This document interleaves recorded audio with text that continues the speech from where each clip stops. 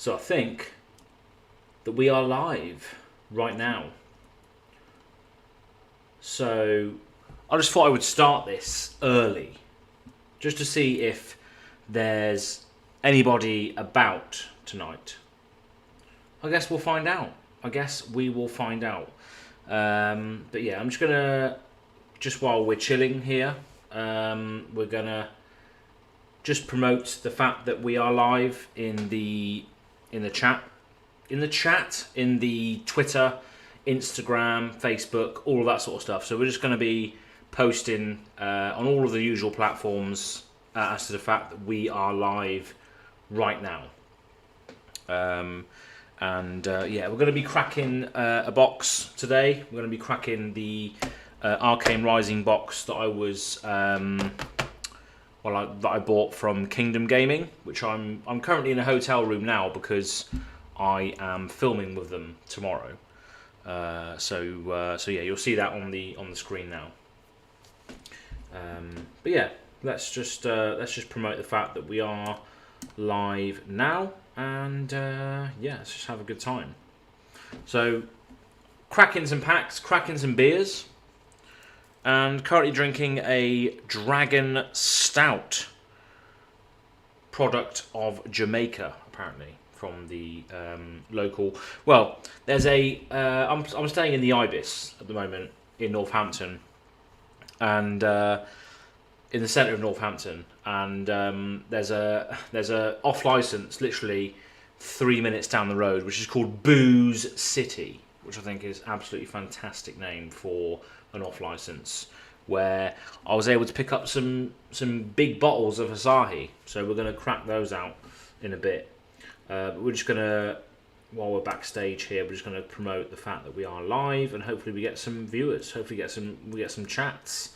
It's been a while since we did this, but I just thought I would you know, stream me opening a Flesh and Blood Arcane Rising box, because the last one was absolute garbage that we opened. So hopefully Kingdom Gaming have done us a good and dealt us a nice little box here. So we will see. But yeah, let's just go ahead and promote the fact that we are live on all channels, and hopefully we get some interaction tonight. Maybe not, because, you know, I just don't really have a schedule with regards to these things. We will see. So I'm just going to do that now. So just expect some quiet for the time being. So let me just do that now. Go Again Gaming. So once and if we get any viewers in, I'll start sort of chatting about what I've done this evening, because it's quite cool. So let me just get the. So if we click on this and we pause that and then share, copy the link. Lovely. Awesome sauce. And we are a little bit early. Well, we're an hour early, so we're just going to be chilling on stream for now and see what happens. But I'm going to post it, and then hopefully we'll start getting some viewers in. But I just thought I would bring my entire streaming setup to the hotel room. So if I go onto OBS now, you can see, if I just switch over to the desk seat, you can see that I'm in a hotel room right now. And that is because I am doing the next episode of the Let's Visit series, where I go out and visit local game stores with Kingdom Gaming. So as you can see there, Kingdom Gaming, you got Flesh and Blood right at the top of the flyer there, as you can see. Northampton's premier gaming centre. So yeah, it's going to be a good time filming with them. I actually went to visit Adam, the guy in charge of it all, earlier on today. I had a nice little chat with him about all of the store details as to what they're going to achieve in the next few months, and you'll see all this and hear all this on the video. But I thought it was just I thought it was just good to go down there and buy some product and open it on stream tonight. Whether we get any viewers or not is another thing, because ultimately my streaming schedule is here, there, and everywhere, really. So yeah, so we're going to promote that now. So we're just going to start sort of posting that on the socials in a moment. But yeah, I'm drinking. I've got a lot of beers, you know, at the moment. I've got a lot of beers to go through and a lot of cards and packs to go through. So as you can see, if we switch over to the desk seat of additional camera, we've got the Arcane Rising box, and we've got three first edition Monarch boosters. This is the flyer for Kingdom Gaming, so I just thought I'd display that. And obviously we bought some sleeves as well from them, just in case we pull any spice out of these packs tonight. So yeah. So let's just start promoting that now. I mean, to be fair, we're an hour early. You know, we're very, very early. I did say that to most people that we would be streaming later on tonight, but to what sort of degree of time that was going to be, I didn't know. I don't know. I was supposed to be, actually, tonight, I was supposed to be playing Yazi for the Let's Visit, the Life's a Pitch series. I was supposed to be playing Yazi, the Australian content creator, but haven't heard back from him this evening. So it would be actually morning for him at the moment over in Australia, but I haven't heard back from him as of yet. So I'm gonna call that that's not gonna happen, unfortunately. I'm sure it will do in the future. But on a plus note, for anyone who's watching this now or in the future, I have just recorded a sort of back-to-back episode of Life's a Pitch with Ian Kenderdine from Right Time Gaming. Fantastic individual. Awesome to finally meet Ian. And he kicked my ass in the first game. He really, really did. He kicked my ass in the first game. I was playing Azalea and he was playing Levia. He got a double sort of Blood Rush Bellows turn off on me, and there was nothing I could do really to come back. And then the game after that, I did win. So it was a 1-1 scenario with regards to that. Dane Manson, welcome to the chat. I hope you're having a fantastic evening, and you made it in before bedtime. Yeah, so yeah, I mean it's quite late here at the moment. I didn't know what the success of this stream might have been, but again, I'm just sort of streaming it out there at the moment because I've just got nothing else to do, you know, while I'm hanging out in Northampton tonight. So maybe after this stream we'll try and hunt out some games on Discord or something, but we will see. Yeah, Dane Manson, welcome to the chat, as it were. So yeah, we're just going to start posting the fact that we are live and see if we get any viewers, any sort of chat members in the stream tonight. But again, as I said before, streaming isn't really the thing that I do most of the time. It's just more of a thing that I do every now and again. You know, when I've got some products to open, I'll open it with everybody. You know, so yeah, I appreciate everyone that's sort of stopping by as and when and if you come across this stream. So welcome to Dane Manson to the chat. So yeah, we're going to start promoting this on Twitter and Facebook and all that sort of stuff in a moment. But anyone who's joined live in today, Mr. Golly Broder, yay, let's go. So welcome to the chat, Mr. Golly Broder. It's a pleasure to have you here. And yeah, we're going to be opening some Flesh and Blood, Arcane Rising, and 3 first edition Monarch packs today. So let me just switch over to the desk seat. So as you can see, people that are joining in the chat, welcome. I'm in a hotel room at the moment because I have stayed overnight in Northampton today as a part of my Let's Visit series, where I visit local game stores in the UK. And I picked up these packs from Kingdom Gaming, as you can see here. Kingdom Gaming, Northampton's premier gaming centre. As you can see, Flesh and Blood is at the top of that list of games that they support. And obviously, their socials, their Twitter, Facebook, and Instagram. So go and check those guys out. Kingdom Gaming, when you can. I'm going to be filming the next episode of the Let's Visit series tomorrow with them and with Adam, who I actually met this evening, who was a fantastic individual. Gave me a lot of insights as to how they opened the store and their journey and what they've come to experience so far. And it's very, very interesting. Very, very interesting. So yeah. Thanks for joining Dane Manson and Mr. Golly Broder at this time. Wherever you might be out there in the big wide world, thank you for joining today. We are still very, very early. I mean, this stream was planned for 11 PM my local time, which is about 50 minutes from now.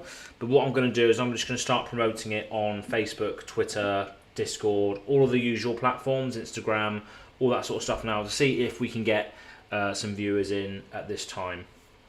So thank you very much for people that have joined so far, Dane and Mr.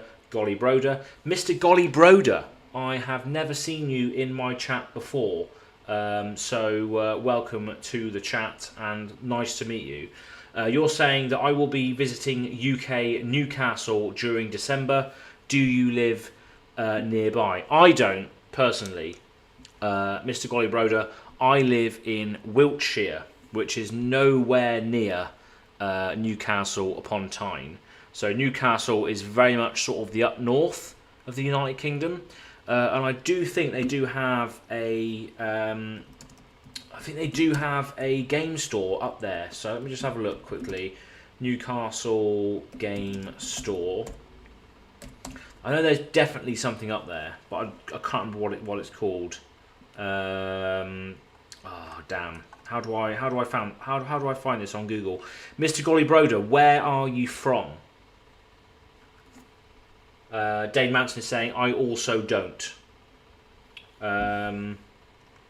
Sorry, the chat is a little bit sort of delayed, so I also don't. Devon. You live in Devon. Yeah, of course. I remember you saying on the Discord. So again, for Mr. Golly Broder, if you haven't joined my Discord, you can actually do that. But I don't think there is a link in the description of this particular video because I'm just streaming off, willy-nilly, as it were. But yeah, Dane, you're from Devon. It's great to see that you're, finally participating in Flesh and Blood. I think is it Von Manson on Discord?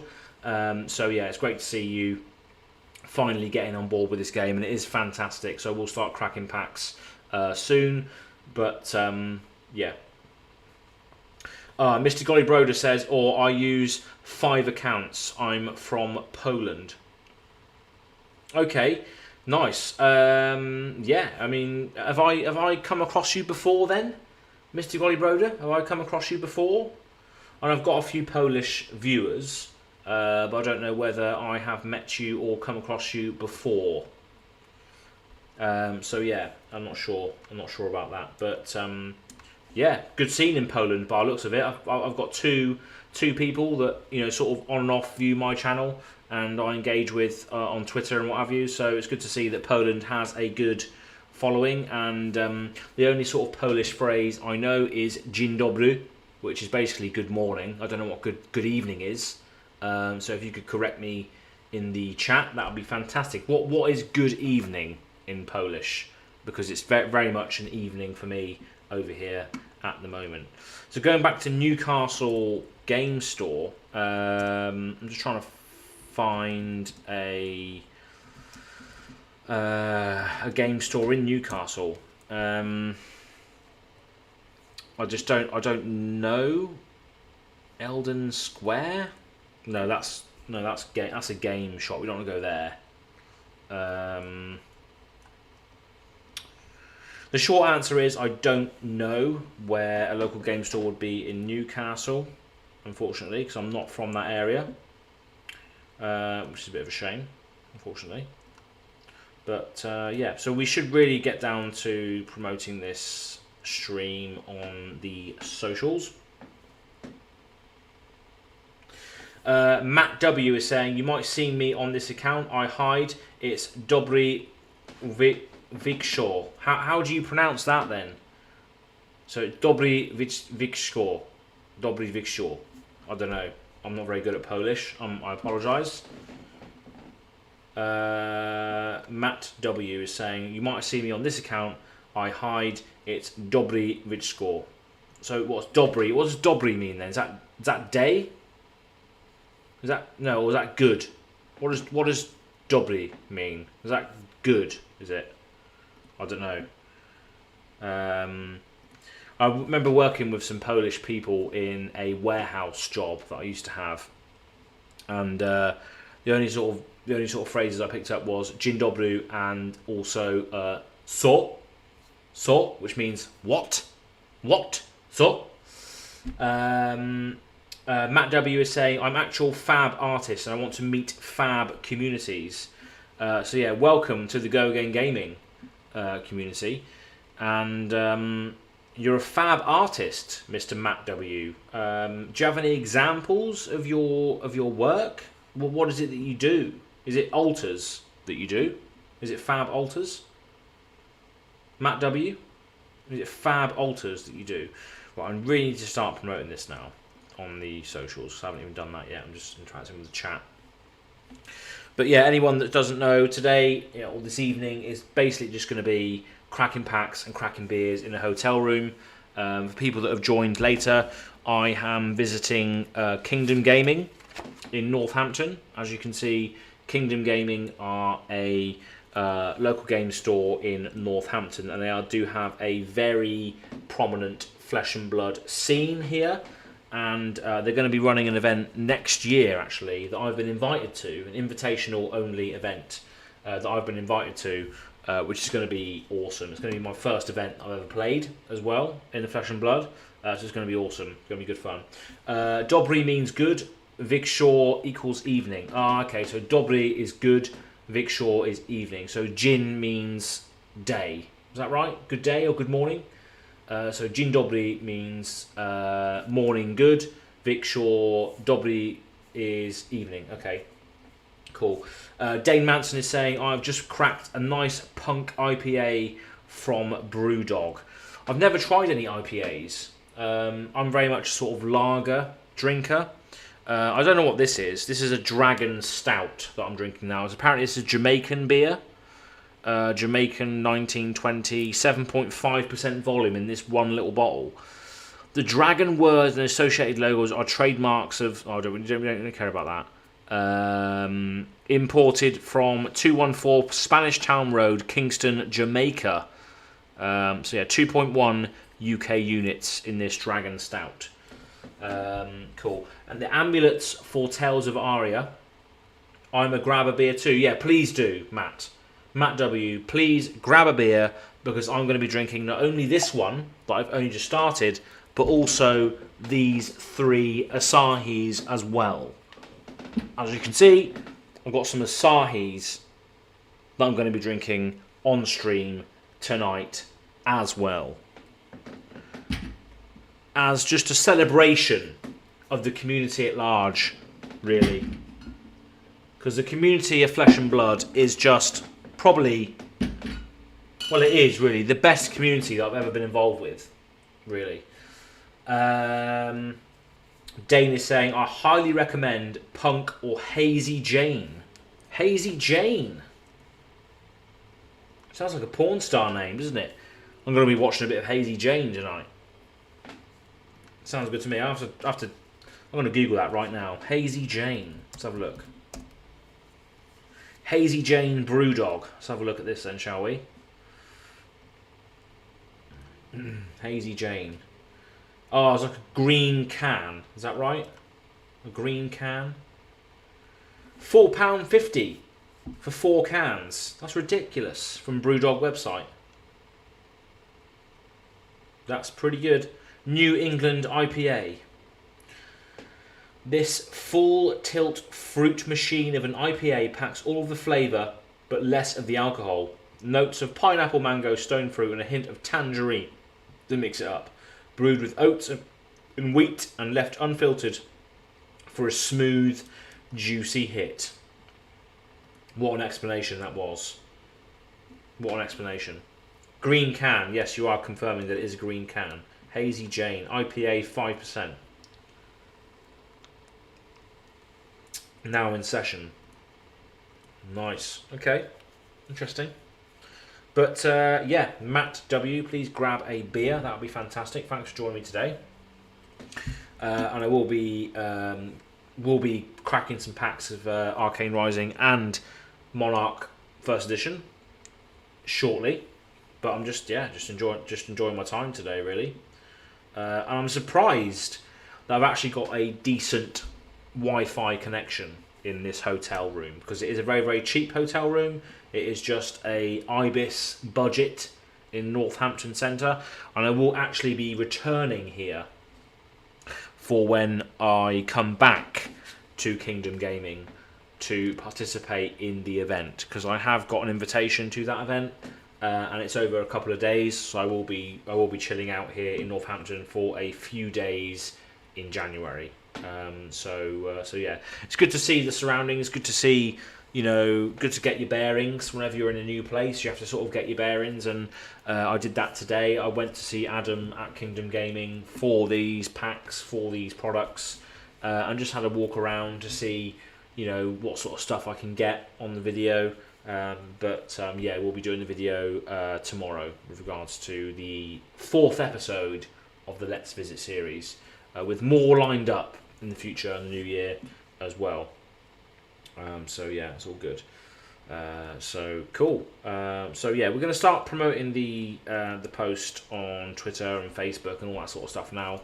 Obviously, it's 10:20 in the UK at the moment on a Saturday night. So I don't know how much people we're gonna get in the chat with regards to tonight's stream, but nevertheless we will promote it anyway. So I do have a couple of things I'm going to do now. So if I go quiet, that is because I am doing those particular things now. So first of all, we will get up Facebook and Twitter, Discord. We'll just get up the UK. We'll get up the worldwide one as well, just in case people are up at different times. Cool stuff. And for anyone who's tuning in early, I can give you the scoop right now that I have just been recording some more videos for my Let's Visit, not Let's Visit, the beers are getting to me, the Life's a Pitch gameplay series. I've actually recorded some videos for that in this hotel room, and that was against Ian Kenderdine, former employee of Legends Story Studios and good friend of Red Zone Rogue. You would have seen Ian on Red Zone Rogue videos. So yeah, very, very honoured to have him on the channel, and you'll see that at some point in the future. Dave Manson is saying, "Yep, you are correct. It's nearly bedtime." So bedtime is just a construct. Really, you don't have to adhere by said bedtime. You can just carry on. You can carry on hanging out with me. You can carry on drinking. You don't have to go to bed. Don't have to. Time is just a construct of what you're actually doing with your day. So if you want to hang out some more, I would happily have you here and having some more and chilling out with me. R Lat has joined the chat. Welcome. Very cool. I'll be looking forward to it. Yeah. What were you referring to there, Mr. R Lat or Mrs. R Lat? I'm doing a lot of cool stuff at the moment. I'm looking forward to everything that I'm doing at the moment. But with regards to the Kingdom Gaming Let's Visit episode, I'm looking forward to that, because the stuff that I'm going to capture tomorrow is not even the full extent of what's happening with Kingdom Gaming, because they are expanding into a different unit of the building that I'm going to be capturing. So they're actually going to be, by the time the sort of invitational event comes round in January, which I'll be attending, their space would have doubled in size. So it's an interesting episode because it's like a prelude to another episode. So I'm going to visit them. I'm going to capture what they have now, but what I'm also going to do is I'm going to go back in the future and then capture the massive expansion to their whole enterprise. So it's going to be good. It's going to be good fun. Dane Mouse is saying, I think they're referring to bedtime. I might have a love of sleep, you're saying. Yeah, sleep is nice. Sleep is very, very nice. I do like a bit of sleep. And Arlat is saying the new videos. Yes, I'm very much looking forward to the new videos on the Let's Visit series and the Life's a Pitch series. Because if you missed it, I've got Ian Kenderdine on the series now, as well as a few other guests lined up as well. So it's going to be good fun. But Dane is saying I am ready to hang out a bit. Good stuff. I'm glad to have you here, Dane. Arlat is saying the UK scene seems very cool, but my locals on the other side of the pond is pretty good. Locals on the other side of the pond is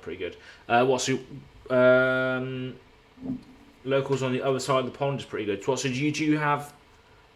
So what's your local game store like, Arlat? And where are you from, Arlat? I'd love to know. I need to start posting some stuff. So while I wait for you to respond, I will start posting some stuff. Where's the thumbnail? I've just seen a summoned skull on Twitter. Who knows what a summoned skull is? In the chat, who knows what a summoned skull is? I'd love to know if you know what that is. That's a nostalgia hit from the past. That is. Wowee. And for anybody who missed it today, I haven't actually promoted it at all because I've just been busy today. But I did do another episode of Life's a Pitch with Capolo, who is a fantastic member of the Flesh and Blood community. He started doing Flesh and Blood content, so go and check out Capolo's channel when you can. I did a video on that series today, although I haven't actually promoted it yet because of the fact that I've been busy. I've been travelling all day today. So yeah, it's been a busy day for me. US, you're from, Arlat. What part of the US are you from? It's a very, very big place, US. And surprisingly, I do have a lot of United States viewers on the channel, to be honest. I'm going to be collaborating also with United States content creators as well soon, very, very shortly. So stay tuned. Some big ones. Well, some big ones. So yeah, let's do a new post on Twitter. Tweet. But yeah, I'm very much looking forward to opening this box because I'm desping for a Grasp of the Art Night, to be honest, or another Chains of Eminence. So let me just where are my thumbnails? They are in my drive. Thumbnails. I just titled this Beer and Pax Hotel, so we'll just post that. Arlat, you're saying there are like 3 core key stores nearby. Then there are 5 within an hour's drive. Local Discord has like 150. I am near DC, so that's like Washington area, right? DC.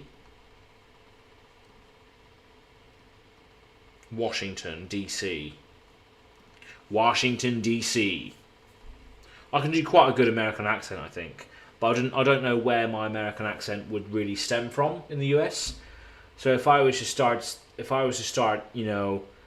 speaking in an American accent, where do you think this sort of accent would come from? In the UK, in the US? Sorry.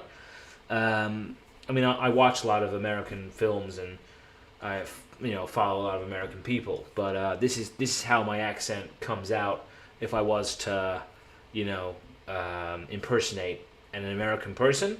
So I would like to know if there is maybe a state or a place where this accent might sort of stem from. Yeah, let me know, because that is my American accent.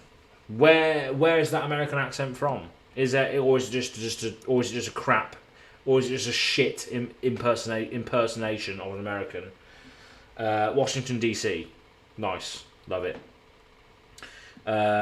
So yeah, let me just start doing this. Okay, so cracking packs and beers in a hotel room. So let me just get the link for this video. How do I get the link for this video? Ah, Lat, you're saying West Coast California. So it's a Californian accent. Okay, right. Maybe that's the Hollywood in the accent that's coming over here. I would say it comes from Netflix, Dane is saying. Yeah, I agree. Better than my attempts, though, you're saying. No, I agree. I agree. Oh, you've retracted your message, Mr. Arlat. So what, is it not California then? Is it not California? West Coast California? Come on. Oh, here we go. I would say it would be like West Coast, like California, kinda. Interesting. But yeah, that's my attempt at American accent. You know, I mean, I watch a lot of films and stuff, and obviously the film industry is in the United States. Let's be honest. So yeah. Let me just post this on Twitter quickly. So where's the link for the video? If it was ruder, it would be the East Coast. What do you mean if it was ruder? Ruder? If it was ruder, you know, like it was like, you know, fuck you and, you know, fuck this shit, you know, I don't know. Is that what you mean by ruder?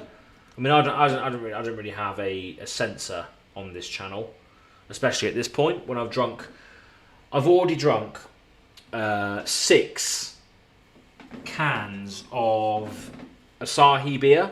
You know, it's like a small can, so it's like a 330 milliliter can. I've drunk 6 of these already as a result of I did a little video earlier with Ian Kenderdine, who you probably would have seen on Red Zone Rogue's channel. Great guy from New Zealand, fantastic individual from Right Time Gaming. I drunk all of these while sort of conversing with Ian. So yeah, I'm pretty merry right now. And there is no filter, there is no censorship on this particular stream because fuck it, you know. It had an essence of arrogance. Your first attempt was more chill. Oh, I see. Right, okay. Interesting. So, you know, if I was to maybe just... Let's see how long I can keep up this accent for, maybe. Because it's a lot of fun, you know? I love America, and I would love to come over to the US at some point, but it's just something that I haven't really got round to. So yeah, maybe I could just do the whole stream in an American accent, because you know I like to try and act. I like to try and do these things and improve my skill sets in other areas. So maybe that's what I'm gonna do all stream, is just speak to you in my interpretation of an American accent. So let's see how far we can go with an American accent today.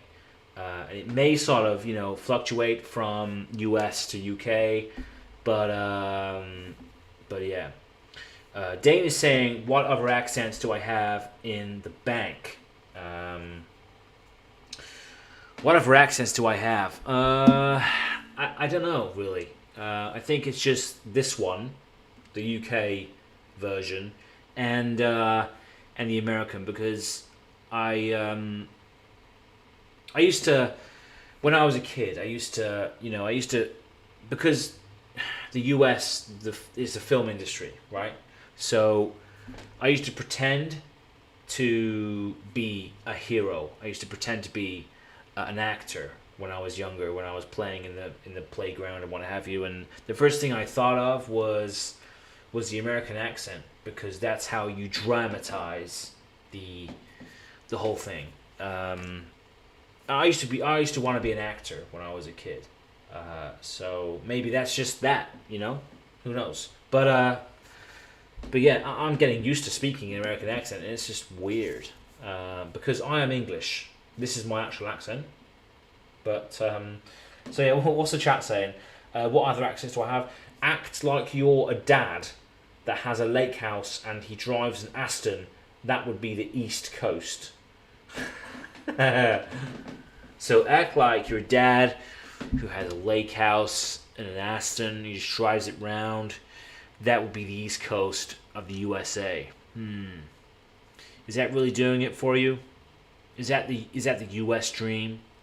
Just having a lake house, overlooking the tranquil waters of California, and yeah, just being East Coast all over. Is that what I am right now? East Coast, dramatizing the lifestyle of the East Coast American. Is that what I'm doing right now? I feel like an absolute idiot doing this, but it's just fun, It's just fun times. Adeus Goldson, dear patron of my channel, welcome to the chat. It's great to have you here, and yeah, thank you very much for tuning in. I'm just trying to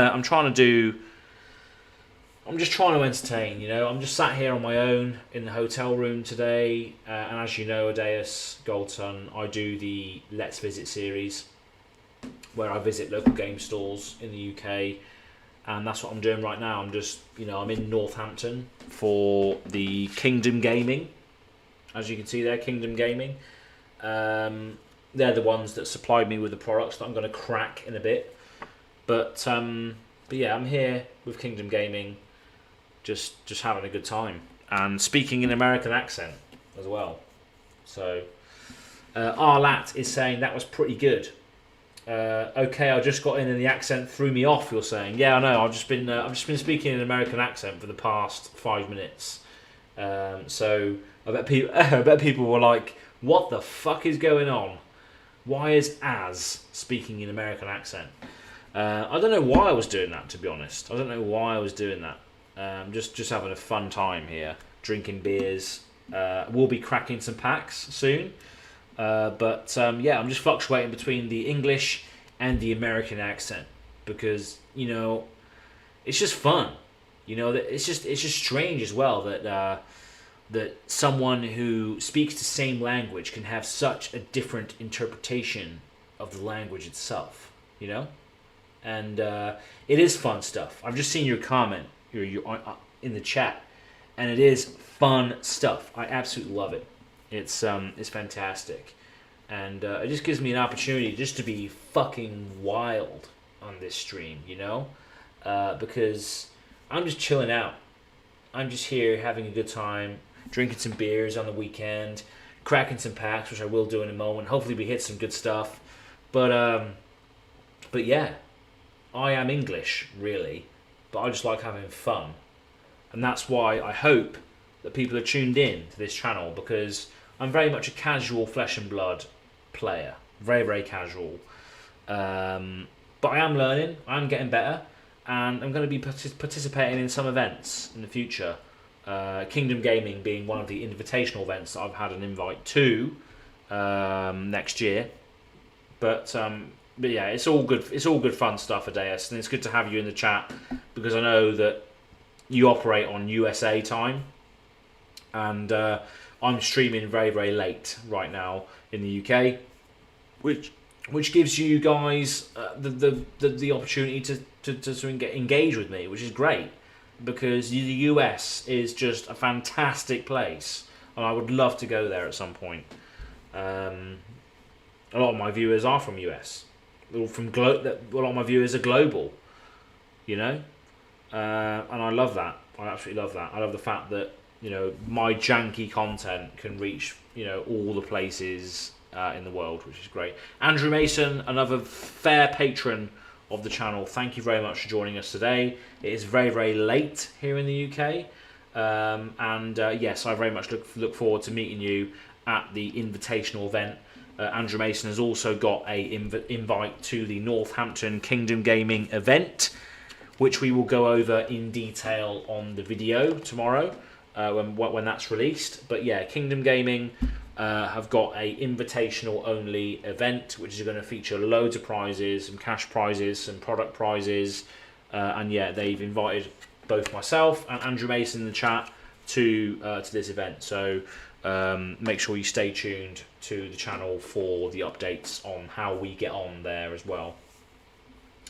Andrew is saying what game stores are in Newcastle. So Dane is saying to Andrew, what game stores are in Newcastle? Do you have an idea of what game stores are in Newcastle, Andrew? I think you did actually. I remember you saying that there are some stuff in Newcastle. And Adeus Goldson, you're saying, man, that would be awesome if you visit next year for a big event. Yeah, next year I think would be the year that I would probably visit. And to be fair, to be honest, I do have an uncle that lives and thrives in Las Vegas. So, you know, it's something that I could do 100%. I could get over to Vegas, do the whole sort of calling over there, and yeah, just have a fantastic time. So maybe next year you might see me over there, because US is just something that I do want to do, definitely. And if there's a local game store that would be happy to have me do an episode on their channel, on their store, on my channel, that'd be great. That'd be fantastic. Andrew is saying, I'm from Stoke, but we have Newcastle under Lyme nearby. And Dane saying, my awesome geography. So yeah, it's there's a lot of places in the UK. We're quite a small little place, but still a lot of undiscovered places. And again, this is the first time I have been in Northampton. Dane is saying, I'm Ron Burgundy. What a reference that is. Ron Burgundy, what an absolute hero. But yeah, I should really start promoting the fact that I am live, just in case we get some more viewers. But thank you for everyone who's joined in so far. Again, it is very, very early. I just thought I would test the streaming capabilities of the Wi-Fi in the hotel. But it looks like so far so good with the stream here, which is all good, which is nice. Maybe even better than my home setup. Who knows? Andrew Mason is saying, talking about Will Ferrell, we have just been watching The Other Guys. The Other Guys. I don't think I've seen that, to be honest. Maybe that's a sin. The Other Guys. 2010. Wow. Just Googled it. Two mismatched New York City detectives, Ferrell and Wahlberg, so it's Mark Wahlberg as well, sees an opportunity to something or other. Because I can't see the rest of it. The Other Guys. Why have I not watched that? 78% on Rotten Tomatoes as well. Or tomatoes. No. What do Americans say? Tomatoes? Yeah, they say tomatoes. Rotten Tomatoes. Whereas we would say Rotten Tomatoes. So UK would be Rotten Tomatoes. And then US would be Rotten Tomatoes. I think. Potato, all that shit. But yeah, I haven't seen it. Maybe I did once upon a time, but maybe I was too drunk to see it right now. No, I'm right. I'm okay. Right, let's actually start promoting this stuff. Let's promote that we're live, shall we? And we can start cracking packs in a couple of, 15 minutes or so. So for all of you, of course you're all going to know, you love Flesh and Blood. Arcane Rising is now out of print, so I decided to pick up an unlimited pack from Kingdom Gaming, as well as 3 first edition Monarch packs. Maybe we get some spice here on the stream tonight. Hopefully we do. That would be fantastic. Maybe there's a grasp of the Arc Knight in here. That would be fantastic. Or a Storm Striders. That's what I'm looking for. Grasp or Storm Striders would be fantastic. Because I do have a Kano deck now. It's a CC deck, but I can strip it down for Blitz if I need it for the season. Although I don't know whether I'm going to be able to maybe get some reps in for Blitz skirmish season, because I just don't have any Maybe I have to sort of partaking in online events to get some reps in. But yeah, hopefully we'll get some good stuff in this Arcane Rising box, which will crack in very, very much due course here on Go Again Gaming. But yeah, let's start promoting it, promoting the stream, and we'll start cracking the Asahi beers very shortly. So yeah, let me just sort this out while we're waiting for more people to come in.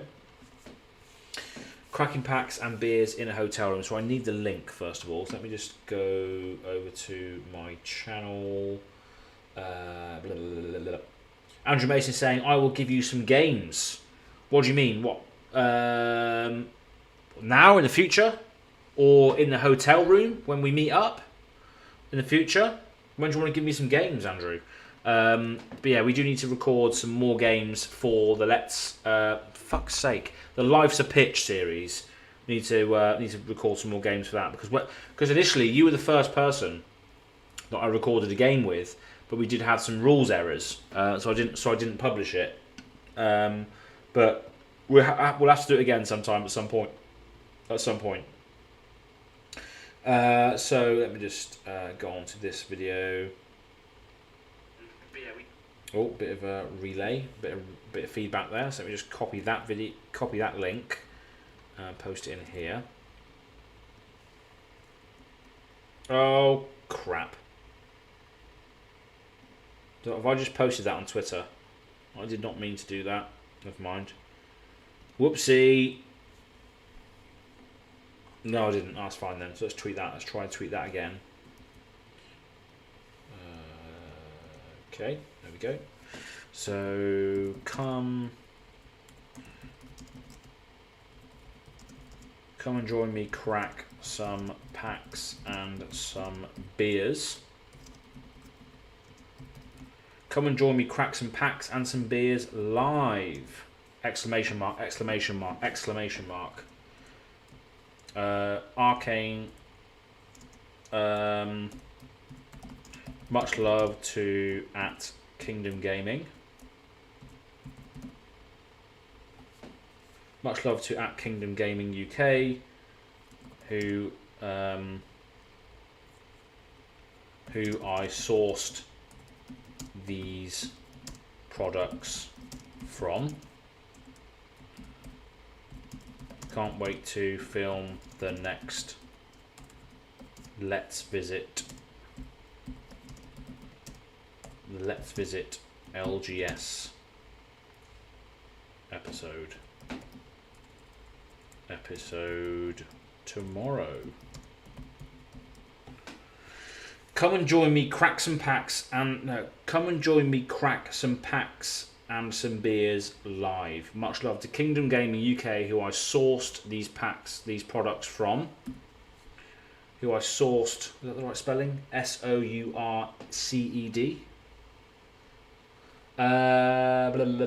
Andrew was saying, I will give you some games from Online Blitz, although happy to do some Life's a Pitch games. Yeah, 100%. Definitely. We'll have to do some more.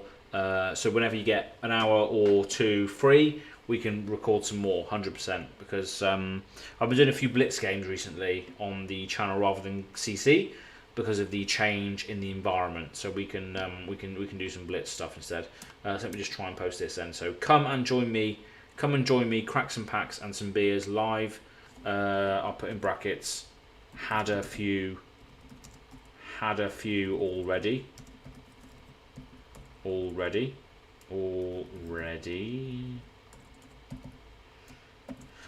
Much love to Kingdom Gaming, who I sourced these products from. Can't wait to film the next. Let's Visit LGS episode tomorrow, and then we'll post that. So tweet that. So tweet that out. So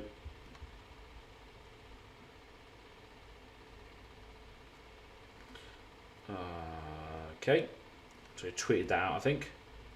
Dana saying, sounds right, the spelling. I'm out of beers and sleep is calling. I have a 0600 start in the morning. Hope you get the cards you are after. Thanks for joining, Dane. Thanks for joining early on. And have a nice sleep. Yeah, that is way too early on a Sunday. A 0600 start on a Sunday. That is madness. So I hope you get done whatever it is that you're getting done at 0600 wake up call on a Sunday. But thank you very much, Dane, for joining us early on today, for just some chat and some beers, and hopefully we'll see you next time on the Go Again Gaming YouTube channel or the YouTube streams. But thanks again for joining, and have a lovely day tomorrow. But yeah, I'm just tweeting out these now then. So okay. Does that lead you to it does lead you to the right video, so that's fine. Cool. So let's go on to we've had something in the Go Again Gaming Flesh and Blood chat. So let's just post that in there.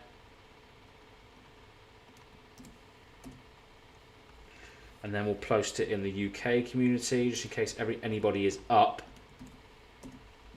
And then we'll post it in the global community, just in case anybody is available to watch.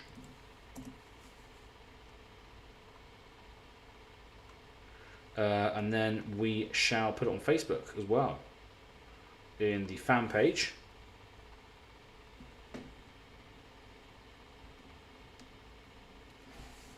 Way too early on Sunday. Good night, Dane. Night, Dane. People are saying good night and catch you later, Dane. So yeah, thank you very much for joining early on, and have a nice sleep and have a good day tomorrow. So let me just continue to post these things out on the appropriate platforms. So hopefully we get some more viewers in. But if not, we're still going to have a fantastic time. Well, I am, at least. I'm drinking some beers very, very late into the evening today. So come and join me, crack some packs and some beers live. Much love to Kingdom Gaming. So if I can I tag them on Facebook? They do have a page, don't they? Kingdom Gaming. There we go. Okay, nice. So that's in the Flesh and Blood fan page.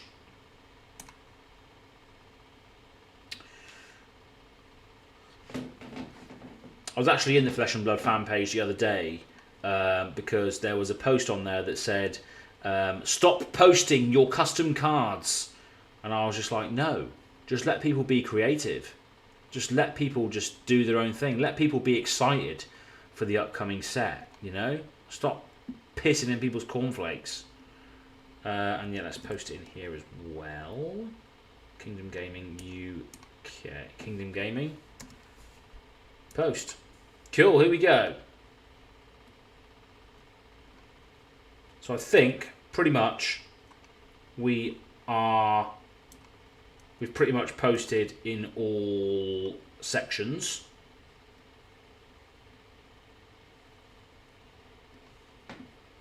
So I think we've pretty much posted in all sections now. So yeah, we're going to be posting, we're going to be cracking these packs around about 11 o'clock. So yeah, we've got a couple of 10 minutes left before we start going. So we're going to finish off this beer that we have. Welcome to the Discord, Mr. Vizhnitsky. You're in the chat, Mr. Matt W. So let me just give you a fire emoji and just say welcome at Mateusz Vizhnitsky. Forgive me if I'm pronouncing your name incorrectly. Andrew Mason is saying, I saw that post. Yeah, it was a spicy post, wasn't it? Let's be honest. I think it is still on there. I might be able to bring it up, actually. Where is it? God, it was a spicy post, wasn't it? Very spicy. From Jordan Nelson Fussell, if I remember correctly.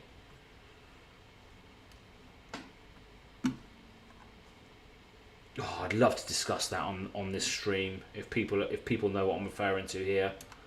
Yeah, here we go. Here we go. Getting it up now. So, yeah, here we are. So, November the 16th at 9:30 AM, Jordan Nelson Fussell posted, "Please stop with the fan-made card spam." So as a result of that that discussion, Louis from Kitchen Table DCG started this sort of trend going around at the moment. Facebook, Instagram, Twitter, all those sort of social platforms, that you should create a card for your sort of speculations and desires for Everfest. The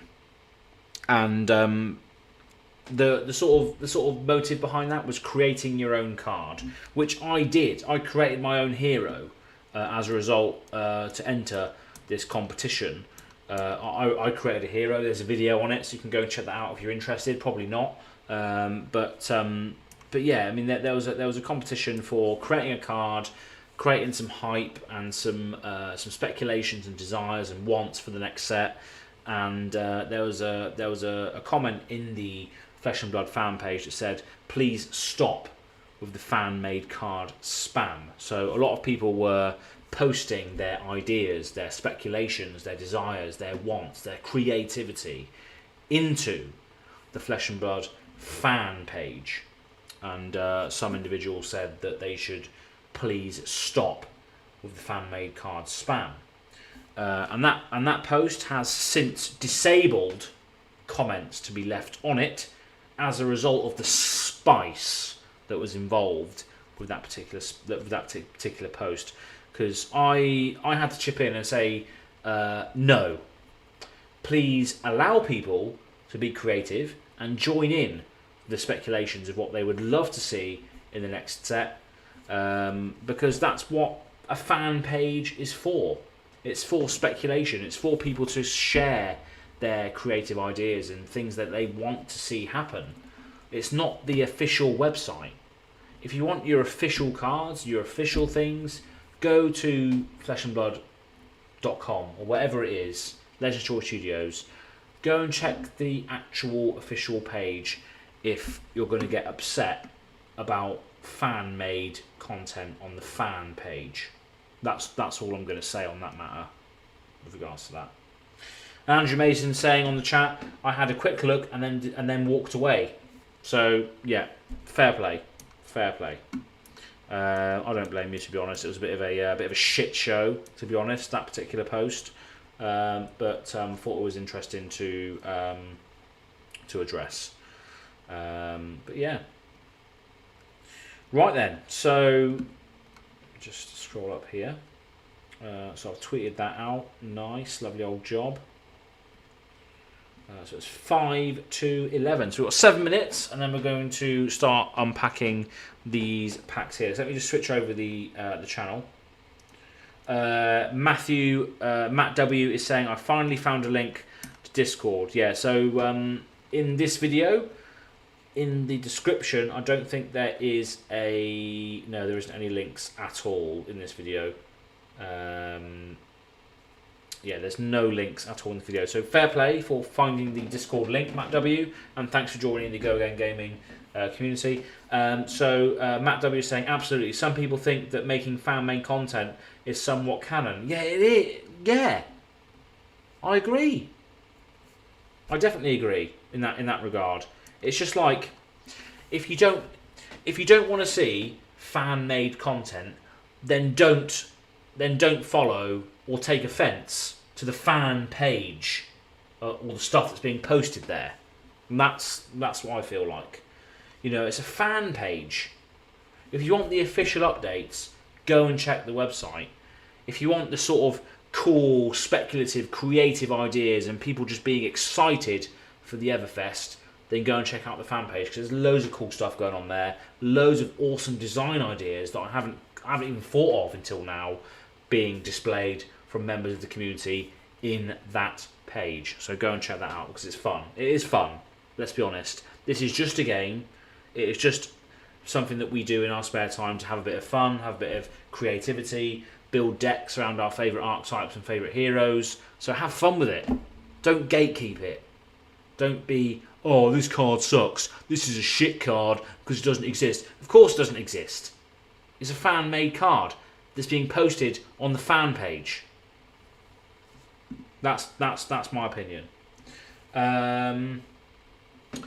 Towering Titan, good evening, mate. Good evening, Chris Sweeney, and good to see you in here again. welcome. It's very, very late here in the here in the UK, and I'm here at Kingdom Gaming. Ryan Cooper and Towering Titan, welcome to the chat. Have you been to Kingdom Gaming? I'm here doing the next episode of my Let's Visit series, where I visit the local game stores, as you probably know by now.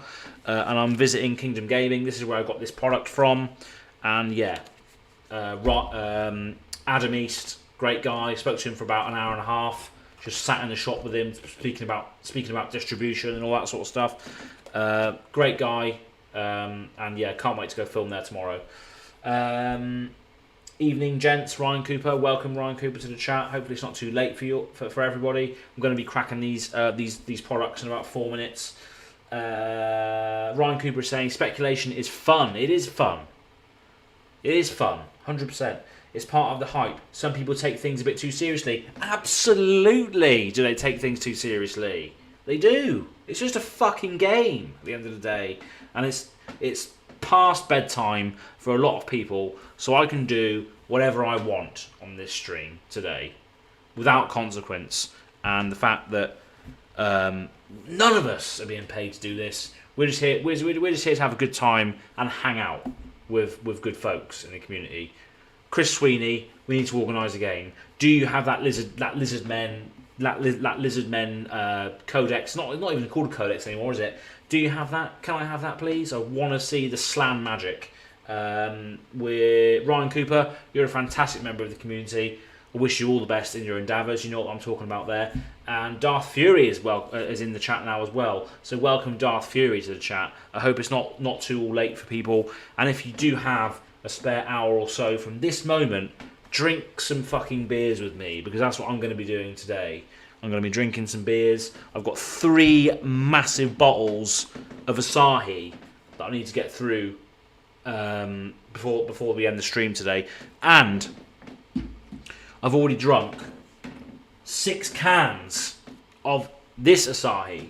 So this Asahi here is, what does it say? It says 1.7 UK units. So I've had 6 of these so far. And the story is, before this stream, I was recording a video for my Life's a Pitch gameplay series with Ian Kenderdine, which is a good friend of Red Zone Rogue, DM Armada. Recorded a video with him and had a great conversation with him about future videos and stuff as well, and future ideas and that. So a big scoop for anybody who's watching today is that I had some beers with Ian Kenderdine, and yeah, he was drinking coffee, because in New Zealand at the moment it's about 8 o'clock in the morning. So he was drinking coffee, I was drinking beers. It was a great time. So you'll see that video at some point on the channel.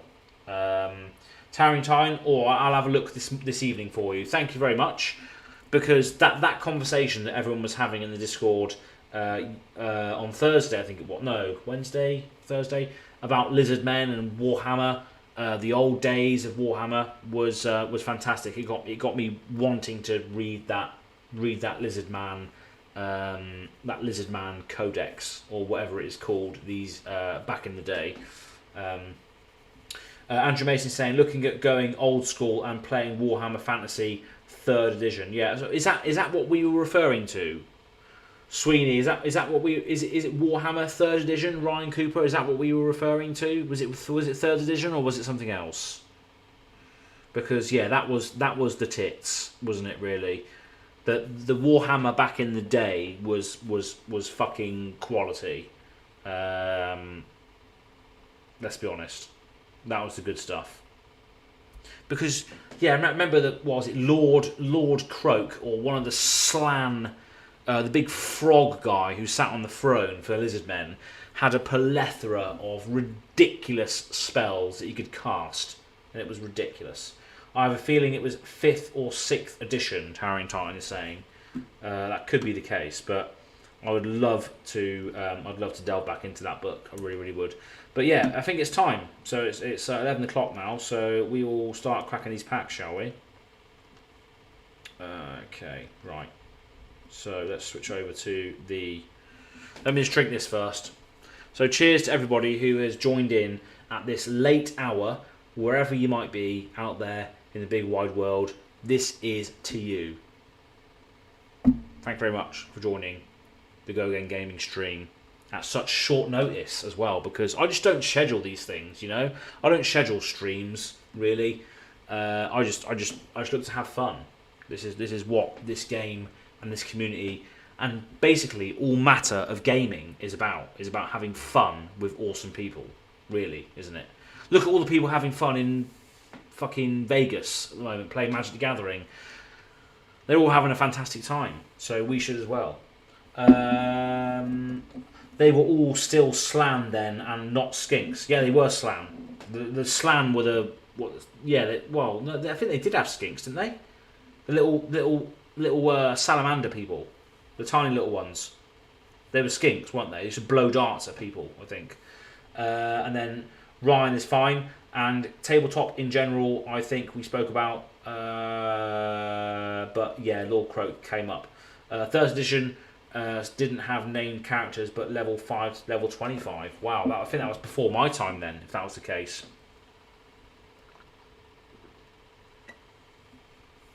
Not in third. So I'm just relaying this chat as it comes up. But yeah, let me just finish this beer and then we'll crack some packs. We'll crack some packs.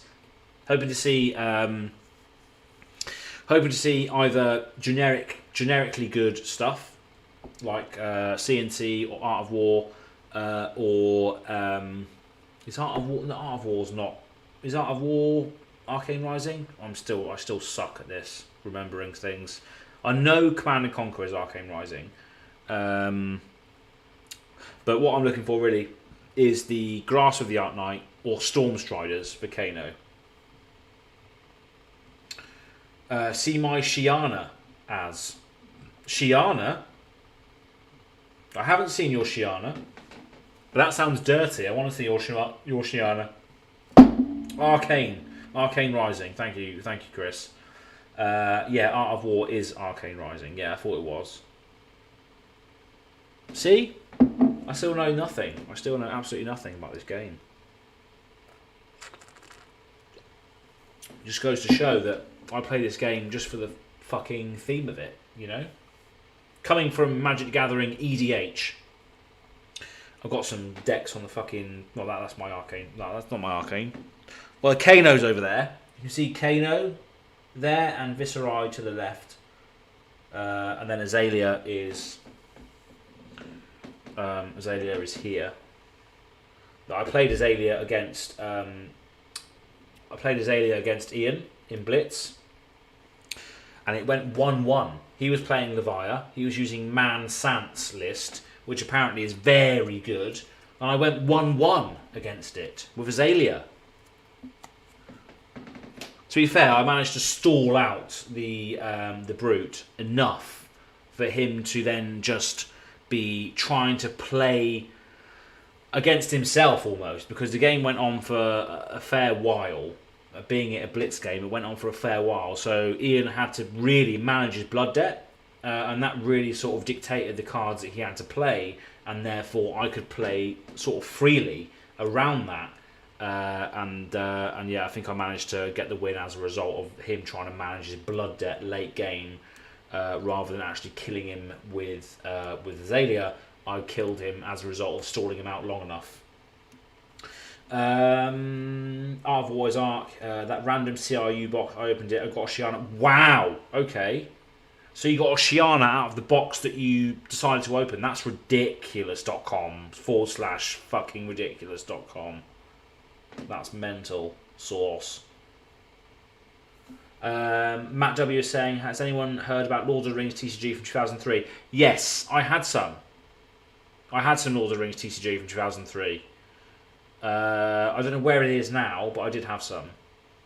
And yeah, Ryan's saying, I've heard of it, but I haven't played it. Yeah, it's a flash in the pan TCG. It's the same with, there was a Star Wars TCG back in that same sort of era as well. Which just died, unfortunately. And then Andrew is saying, I have I played the Middle Earth game that came before that as well. So loads of different sort of stories here going on with regards to who's played what and when, which is just so interesting. You know, because gaming in general spans not just not just this moment in time when we're all playing Flesh and Blood, but we've all been subject to other games in the past, which is just awesome, really, isn't it? Gaming is just, it's not just what you're playing now, it's what you've played in the past and what's built you up to what you're doing now, really. And Matt is saying, I really, really liked it, and it got me into TCGs. Wow, that's a mean. The Lord of the Rings game, albeit it's dead at the moment, got Matt into TCGs, and that's as a result of what's happening what's happened in the past has brung Matt to this precise moment in time of engaging with us here on the Go Again Gaming stream. So, just goes to show, doesn't it? Just goes to show that gaming is fucking pivotal in people's lives. I'm old enough to have been in my early teens when CCGs took off. Yeah. Well, I mean, how old am I? 31. I'm 31 years old, and I started playing in 1998. But that was Magic the Gathering. I started playing Magic the Gathering in 1998. Obviously, family and stuff made me play Monopoly, and I used to love all that stuff, you know. Ryan is saying, I got a Kickstarter card game coming prob after Christmas called Arcane Wars. It's a bit like Triple Triad from Final Fantasy VIII game. Wow! Triple Triad. What a game that was. Wow, yeah. I used to grind Triple Triad. It's a sick game. Quistis was sick. Quistis always used to fucking get me out of the shit. You used to be able to get the actual character cards, didn't you? And they used to be always good. And the GFs as well. If you got the GF cards, you knew that if you placed them in certain areas of the Triple Triad grid, you knew you'd have lockdown on it in certain areas. Triple Triad, what a game that was. Thanks for bringing that up. That's nostalgia overload right there. Andrew Donnelly, welcome to the chat. Welcome to the chat. It's a late one. It is a late one. We haven't even cracked any packs yet, Andrew. So you've joined at the right time. You've joined at the right time. I'm having beers aplenty right now as well. How did the skirmish go? Amen. How did that go? How did you get on? I'll send you a vid to it later, as looks like a lot of fun. Yeah, yes, please do. I think I've seen it on Kickstarter actually. Arcane Wars. I think I have seen it. There's another card game out as well. I think Red Zone Rogue Kel covered it. It was Sorcery Contested Realm. That looks like a sick game as well. Andrew is saying you made the top 8 quarterfinals. Was that with Bravo? Was it? Was that with Bravo? It's got to be, hasn't it? It's Andrew Donnelly. It's got to be Bravo, surely. I'll finish this beer and then we'll crack on. No pun intended. 8th, the top seed Wizards lunch. Thank you, he's saying. So what, the top seed was Wizard, was it? So Wizard kicked your ass in Blitz. I've been hearing that a lot, actually, that Wizard is fantastic in Blitz. Because, yeah, I mean, in CC, there's a lot of difference between 40 and 30 life, isn't there? If you do a Kano in CC, there's a lot of life difference. But in Blitz, the 5 life difference isn't much in comparison. Yes, sir. Yeah. Makes sense. So yeah, Dragon Stout. Jamaican beer, apparently. But I've got 3 massive bottles of Asahi to go through. I've got 3 bottles of these to go through by the end of the stream. So you might have to help me identify cards as they come up if I can't see them, but I'm sure we will. And Andrew, you'll be pleased to know that before this stream I was recording with Ian Kenderdine, Right Time Gaming. So you'll see that in the Live to Pitch series soon. Lovely guy, and had a great conversation with him about future collaborations with certain individuals as well.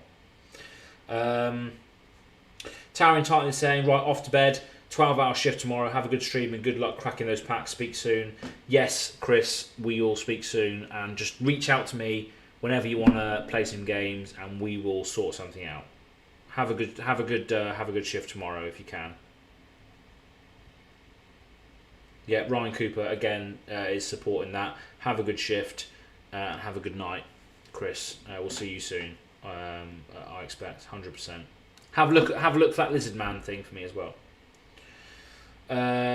Awesome. Glad to hear that. Ian is great. Yeah, Ian is fantastic. Lovely man. We had 2 games. I was playing Azalea Blitz, and he was playing Levia Blitz. He was playing Man Sant's List. So Man Sant is a content creator who is known for his Levia builds.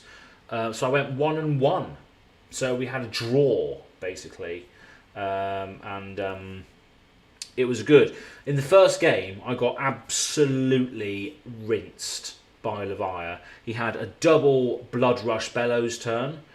I think he rolled a 5 on his Scab Skin as well. So it was I just got ripped apart in that first game. There was nothing I could do to sort of combat the combo-tastic potential that list has. So yeah, I died in that first game, spoiler alert. But then we played another game and it was a lot better. I managed to stall him out enough while firing a lot of red in the ledgers away at him to sort of stall him out enough that Blood Debt eventually got to him and killed him in the second game. So all this is to come. You will see this in a future episode of Live to Pitch. But yeah, a scoop for all the people that are tuning in now today. It's been a fantastic evening of gaming tonight, really, and topping it off with a fantastic stream with all you people as well. So thanks for joining. So yeah, Man Sant's List is a good list, Andrew. You're correct. It is a very, very good list. But the fact that I went 1-1 against it with a janky Azalea deck that Ryan sourced a lot of the cards for me I think I did well in that game. And one of the MVPs of an Azalea deck is Memorial Ground. So Memorial Ground is a 0 cost instant that puts a card from your graveyard on the top of your deck, which is just madness in Azalea. And I think it might have been overlooked. I don't know whether Azalea lists really sort of run Memorial Grounds, but they are fucking great in the deck. They are very, very good. Can't recommend Memorial Ground enough for Azalea builds. And with Everfest coming out soon, there's gonna be more stuff. And Ian said as well that if you look at Azalea's art and Azalea's cards, you can see that she has like these pets and these wolves that are always following her around. I don't know what he was referring to, but a ranger that has a pet companion might be the answer to the whole ranger offhand weapon scenario that we've speculated here on the channel and in the Discord and what have you. So yeah, very, very cool. Memorial Yellow is Brill. Yes, it is. In Azalea. Memorial Grounds is amazing in Azalea. Yeah, it's good to see that everyone's agreeing with the fact that I identified off my own back that Memorial Grounds is ridiculously good. It is very good because it basically sets up your next turn on your opponent's turn. You know, it's not going to defend for anything, but the Azalea build that I was running was red liner Azalea. and Red Liner is just ridiculously good. If you're playing Azalea, you want to be playing Red Liner, I think, because you just put something into your arsenal for free. With like the stuff that cares about when it's put into the arsenal face up, like headshot and Ridge Rider shot, you're going to be getting benefits from putting it into the arsenal face up, which Red Line does for you, and then as a result of that, you can just get some insane benefit. And Memorial Grounds is fantastic in the deck, absolutely, 100%, definitely. Sleep Dart is also brill against Levia. It is, yes, I agree. Sleep Dart is ridiculously good against Levia. It can just turn off oh wait, no. Yes, because it turns off the fact that she can then discard the blood debt. So Sleep Dart just says, I'm sorry, but all your blood debt's going to kill you now.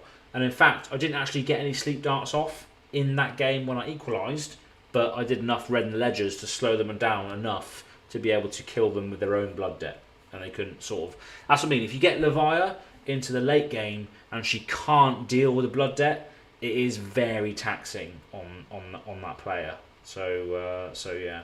But yeah, let's crack some packs now, shall we? Thank you very much for the engagement. It's been fantastic so far this evening, and it is very, very late, so I appreciate that as well. So yeah. But yeah, just an insight really into what's going on and what I've been doing this evening. It's been good fun. I'll crack open my asahi before we start cracking the packs, shall we?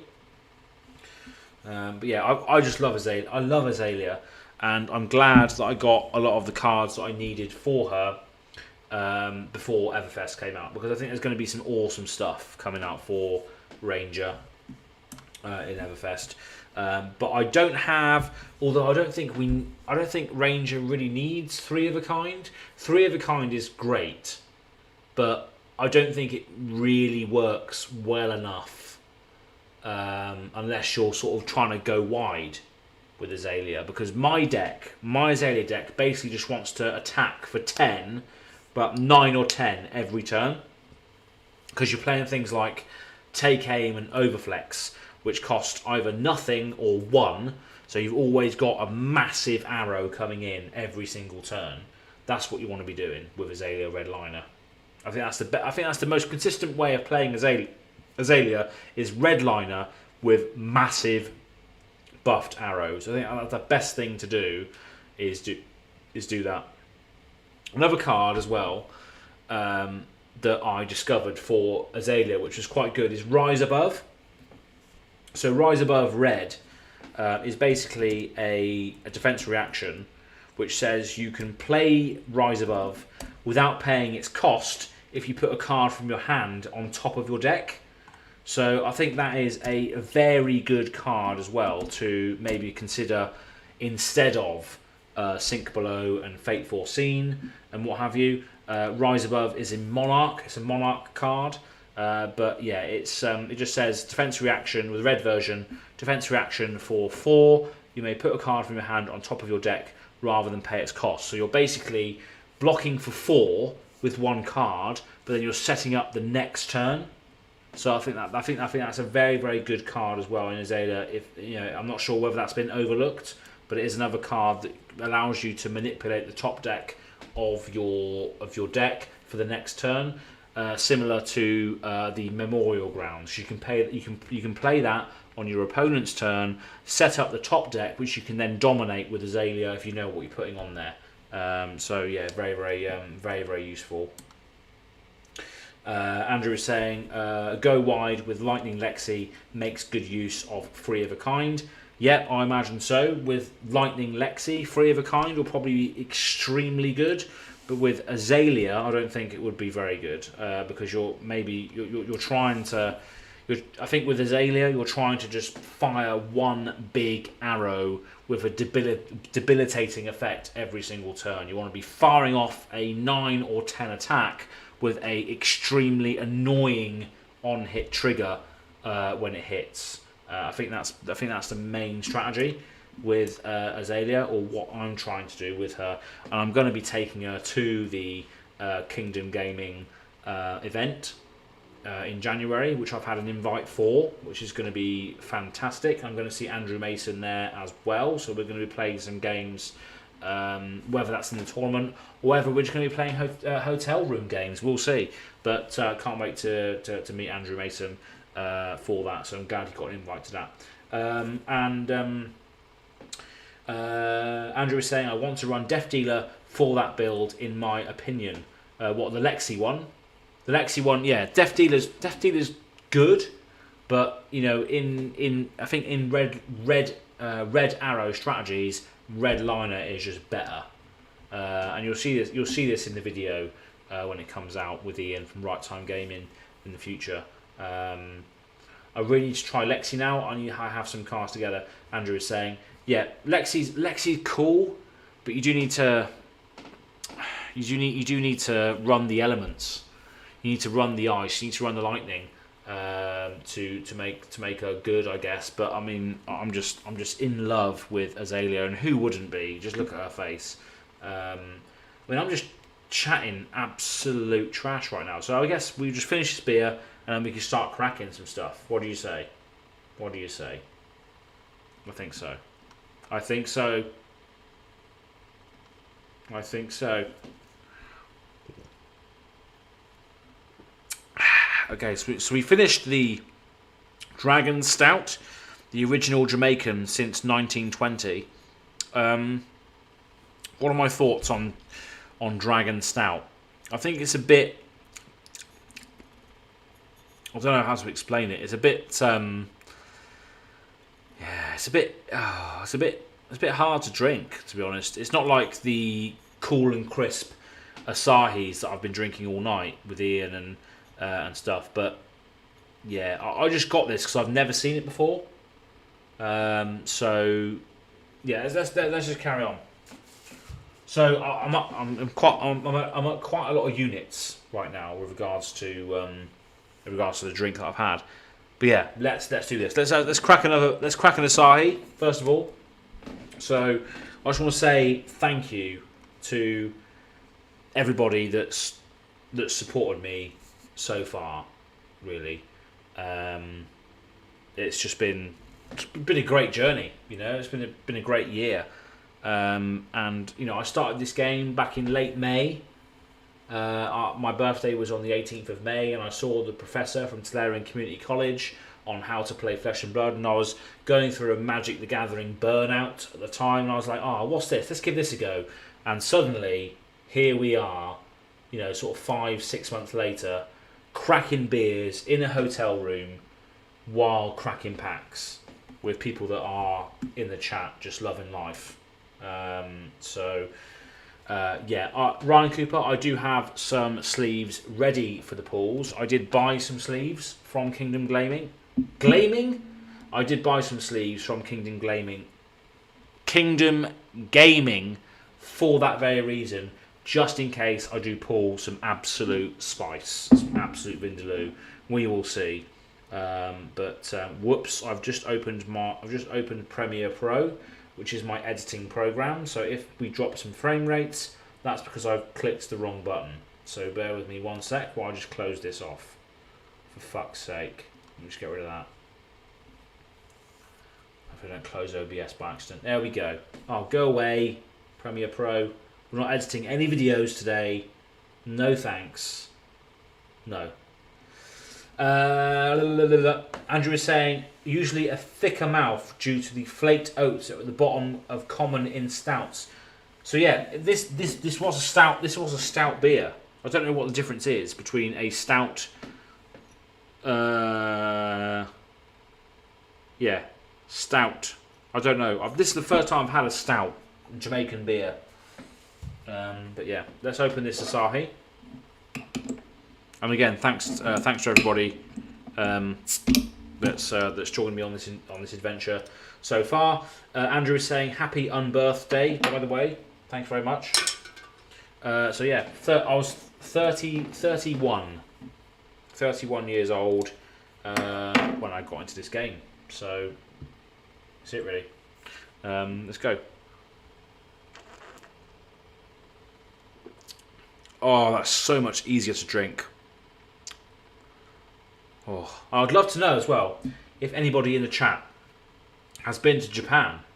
Has anybody in the chat been to Japan? Because I want to go. I want to go so badly. It's just like on my things to do before I kick the bucket is go to Japan, because that's where I want to go. So cheers to everybody. Ryan Cooper is saying, I'm calling the 7th pack will have some spice. Okay, the 7th pack. Interesting. Right, let's go, shall we? Switch cameras. Let's go. Let's go with desk seat with additional camera. Okay. So as you can see there, Ryan, I do have the Gamegenic matte 100 sleeves, just in case we pull some spice. What I think I'm going to do, I think I'm going to crack the Monarch first. I think I'm going to crack the Monarch First Edition first, instead of the actual packs. What do you reckon? Should we crack Monarch first, get those packs out of the way, or what? What do you think? Should we crack the Monarch first? Should we crack the Monarch loose packs first? I reckon we should, shouldn't we? And again, all of these packs, all these products, sleeves, box and packs were provided by Kingdom Gaming, which I'm going to be filming tomorrow. So let's go with Monarch first. Yes, Andrew, we will. Okay. So yeah, Andrew. Also, Andrew, are you have you booked your accommodation yet? Have you booked your accommodation for the Kingdom Gaming event? Because the Ibis in Northampton Central is well cheap, and you get a nice, clean and crisp room. So, if you haven't done it already, book this place, book the Ibis, because Kingdom Gaming is literally one road away from where I'm staying today. So where have you booked? Have you booked the Ibis, or have you booked somewhere else? Excuse me. Outrageous manners on the stream tonight. Outrageous manners on the stream tonight. But yeah, I don't expect you to disclose where you're staying on stream, but I'm just chatting shit, really. Let's go with the Monarch first. Let's go with one Monarch first, shall we? Alrighty. Apologies for the autofocus and all that shit. Gonna chuck it on the floor. Spectral shield. I don't even know where to put this stuff, really. Langham Hotel. Okay, I haven't heard of that before. Langham, okay. We've got a Dread Screamer. Rip Through Reality. Deadwood Rumbler. Herald of Tenacity. Express Lightning. War Tune Herald. Belittle. Pound for a Pound. Stony Wooden Hog. Brandish.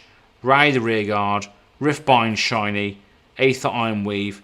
Plough Through. And Herald of Triumph. So nothing spicy there, really. Nothing really decent there. Langham Hotel. I've never heard of that, to be honest. I just went with the cheapest thing.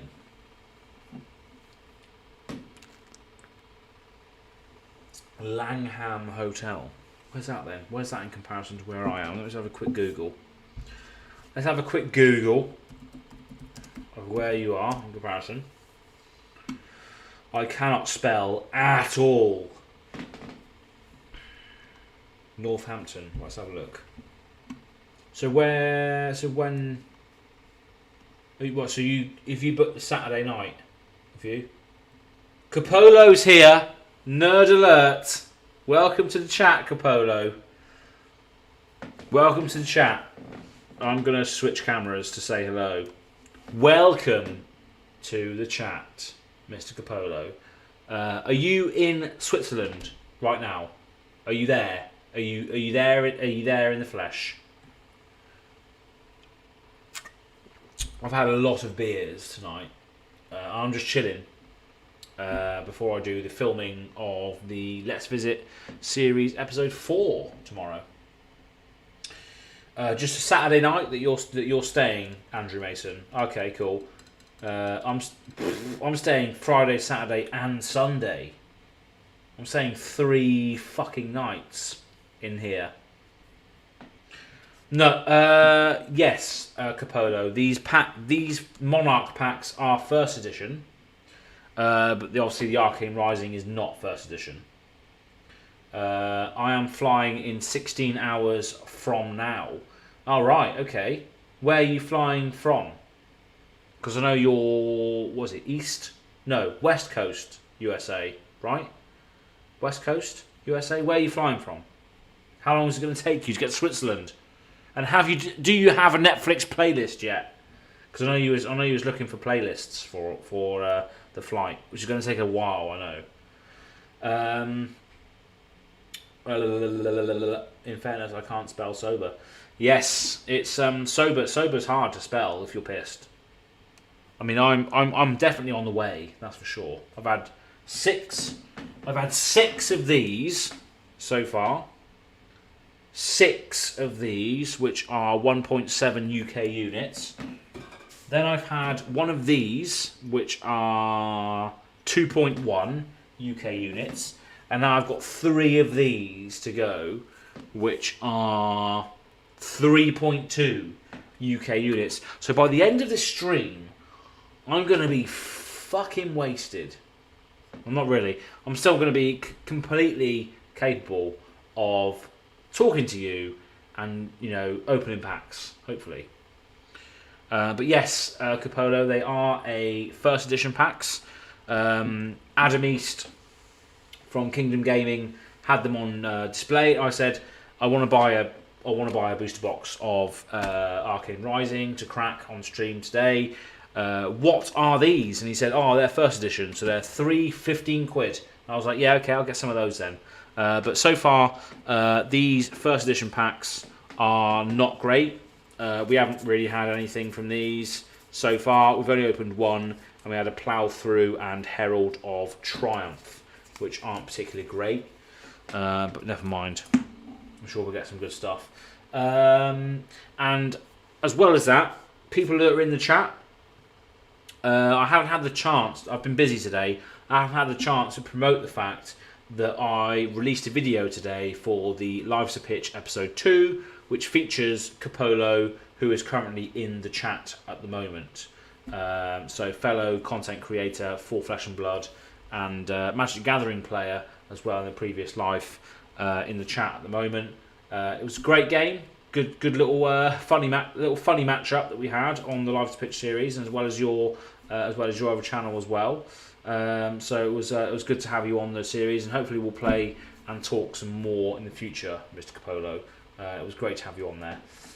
Flight is long. I do have some Netflix playlist, which is good stuff. 13 hours in the air. That is ridiculous. I hope you're not up too early for Kingdom filming tomorrow. I'm up at. I've said to Adam that I would be there at 10 a.m. I've got plenty in me. I've got plenty of life in me today. 100%. Whether I get pissed or not, I've got plenty. Literally though, if you're staying in the Ibis, it's like 55 quid for the night in the budget Ibis in Northampton Central. The Kingdom Gaming establishment is only really sort of a 15-20 minute walk from where I am. But if you get the bus, you can you get there in 5 minutes.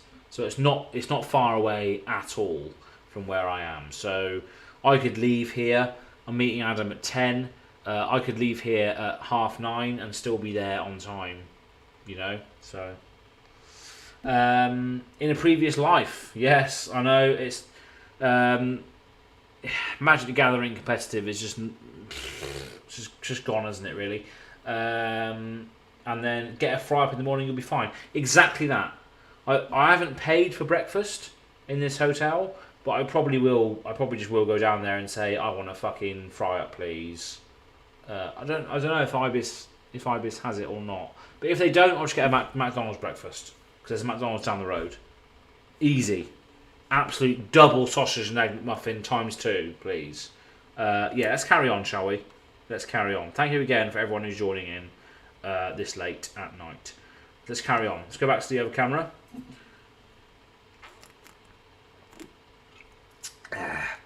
So again, got the sleeves just in case you pull anything spicy.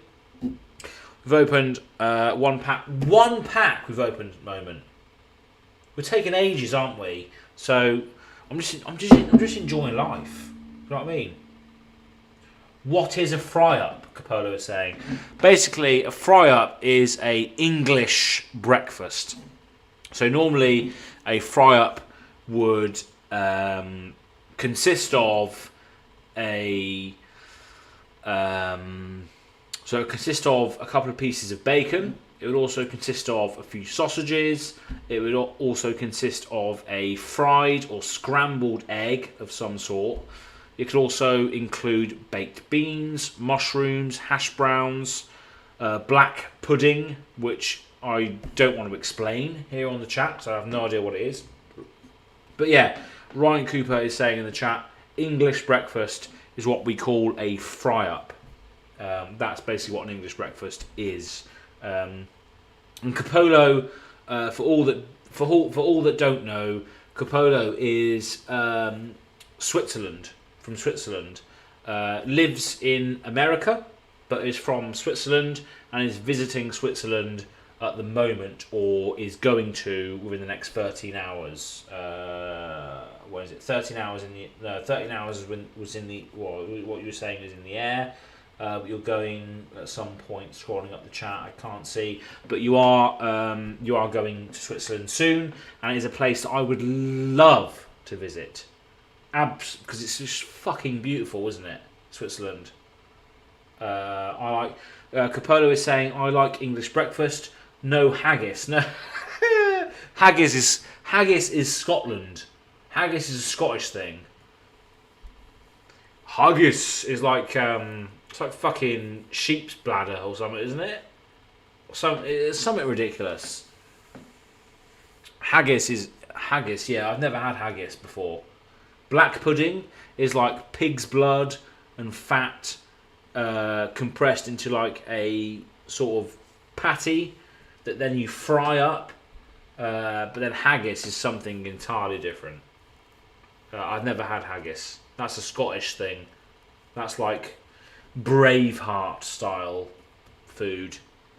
God, I'm not even cracking packs. I'm just having a fucking great time.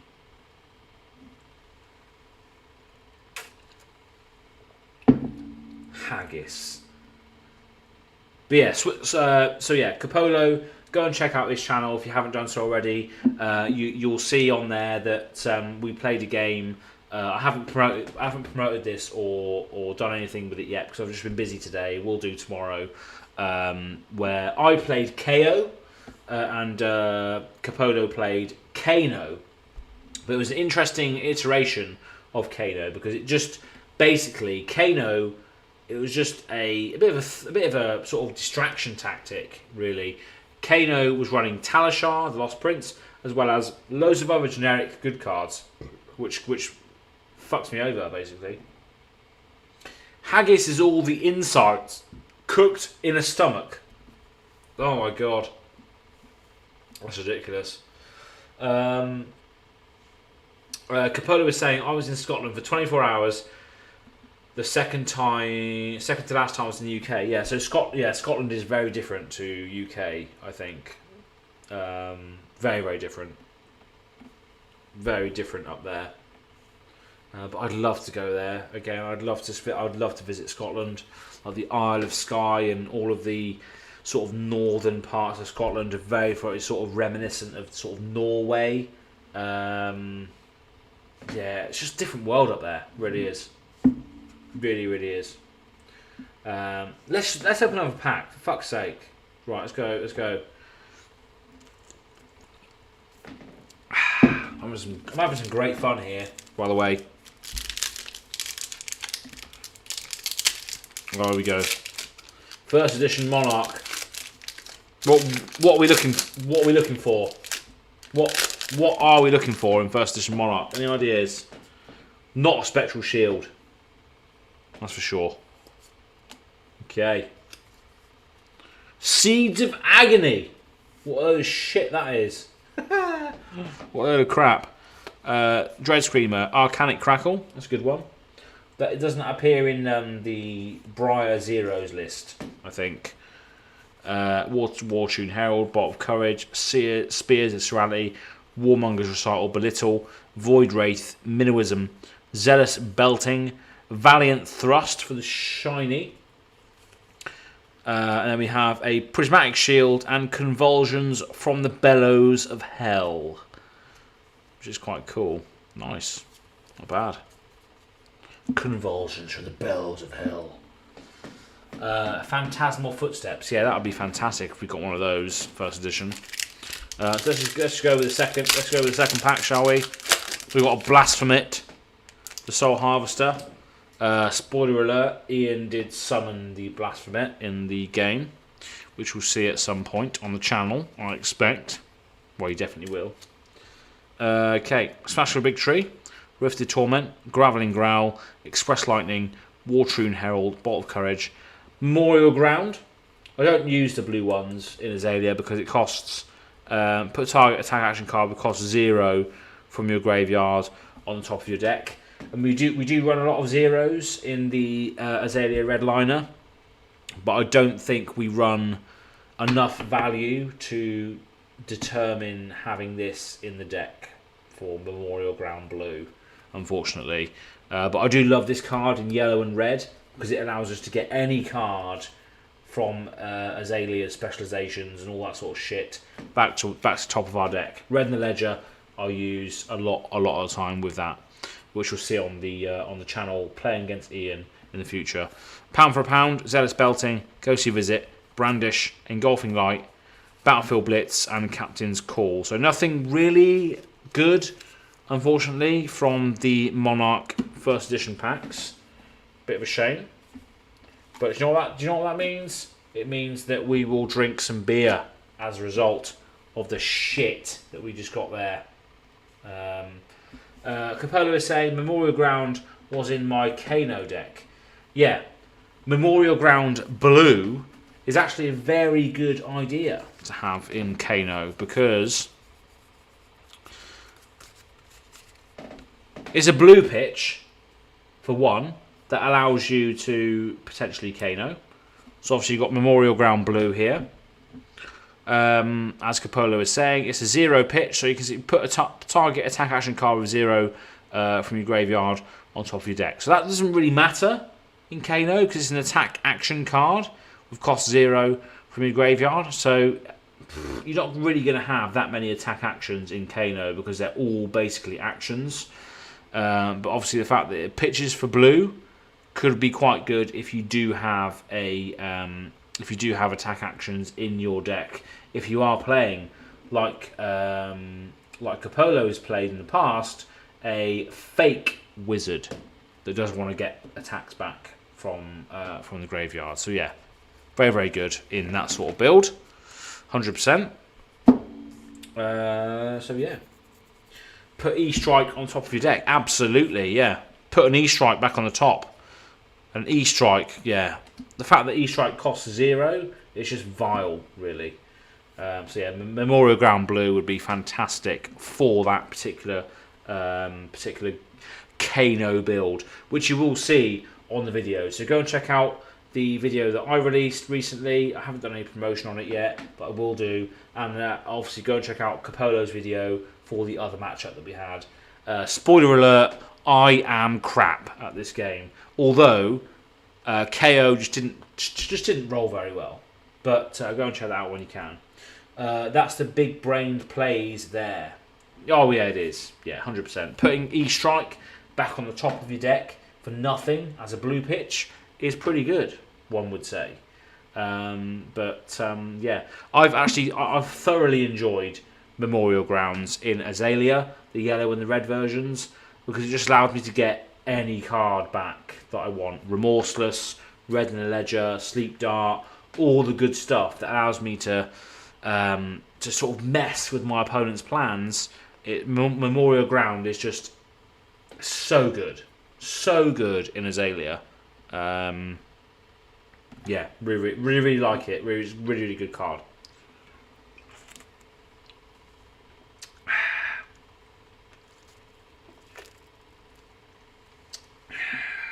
Lovely old job. So yeah, getting through our first Asahi. I'm starting to feel the effects. You know, starting to feel the effects. So I just want to say, people that are still in the chat, people that are still watching now or in the future, thank you very much for tuning in today, or whenever you might be out there in the big wide world. Thank you again for tuning in. It's just been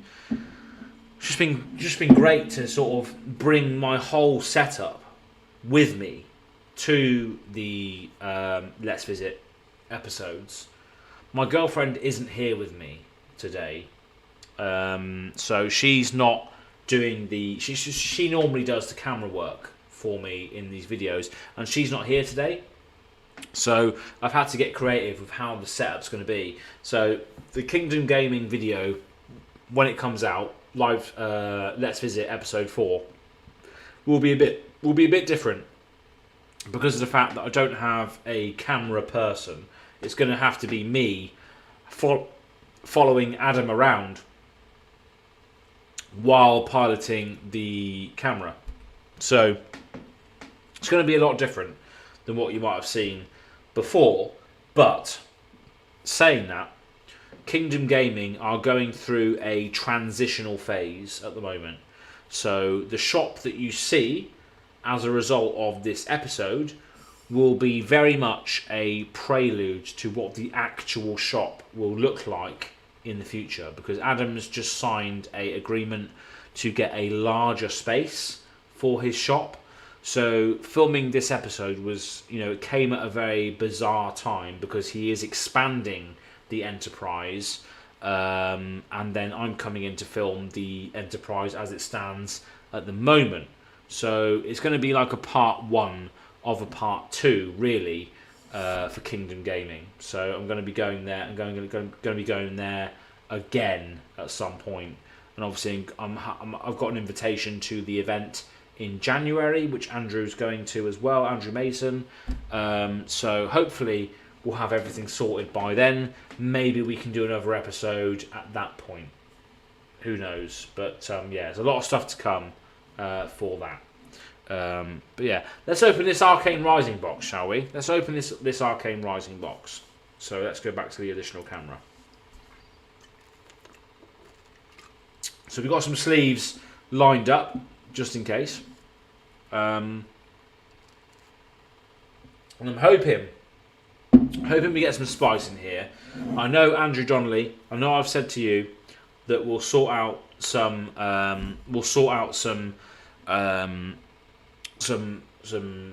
stuff with regards to Storm Striders, because I do want those Storm Striders for Kano. But if I do get them in here, then that'll be great. But yeah, we'll see what happens.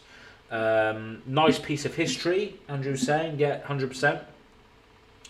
And we'll have to see if I can make the January event, but maybe out on a placement. Yeah, with regards to the January event, Ryan, it's invitation only. So if you haven't received an invitation for it, I don't know how you would potentially get to it. They had quite a few people sort of enter the event, because it is a free-to-play event with awesome prizes. Very much like the Go Again Gaming Opens. We just host these tournaments for free, with no cost to yourself, but with awesome prizes on the line. So it is an invitation event only. So if you haven't received an invitation, then I don't know whether you're going to be able to enter, unfortunately. But luckily I've received one. Luckily, and Andrew Mason as well in the chat. If you are still there, he has received one as well. So it's going to be an interesting event to see what happens. I'm just looking through the chat again. Open folly dash cards need to fall out my deck. Yeah, I mean, again, if I open some dash cards, Capolo, I'm happy to give them to you. If you've got some stuff that I need or what have you, we'll see what happens. Yeah, it's an invitational event, Ryan. Unfortunately, with regards to that, it's there's quite a bit of demand for it, so that they just used a random generator to decide who was going, and luckily I was just one of the ones that was selected, alongside Andrew Mason in the chat was selected. But Andrew is saying, hey, no worries, hope you can pull the Striders. If I pull the Striders, that would be great. That would be fantastic. So let's get to it. There's quite a lot of beer left in this bottle. Let's just do that first, shall we? Let's just do that first.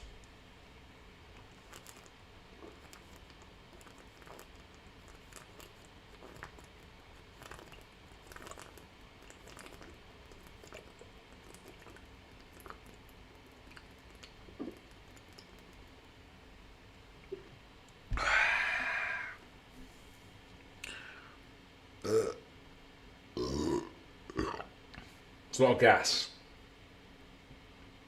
It's a big bottle. There's a little bit left in there. I couldn't finish it all.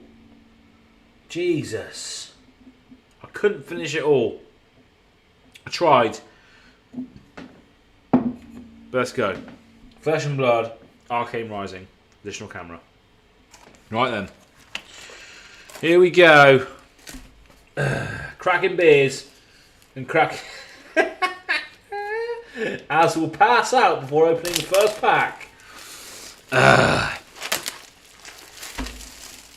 got the wrapper off, Capolo. I'm all good. I got the wrapper off. Here we go. Oh boy. I haven't opened Arcane Rising in a while. Oh yes, look at that Viscerai at the front. Look at that. That's a lovely old job. Andrew is saying, hey, don't drink it. I need a way to pass the time until the next event. Absolutely. Right, here we go. So let's go. Oh Jesus, I'm swaying. Let's take it easy on the beer, shall we? Whoa, Jesus. Maybe I should finish off the other asahis in my own time, because I don't want to, I don't want to crash and burn here on the stream tonight. Ryan is saying got my LGS skirmish event next Sunday, which I'm excited about. Yes, 100%. Skirmish is all about. It's what it's all about at the moment. Absolute blitz. Right, let's go. Viscerai. Viscerai, what you got for me? Oh, look at that! It just pops open. Yeah, good luck, Ryan, in the event. We've got a Teklo Plasma Pistol. Okay.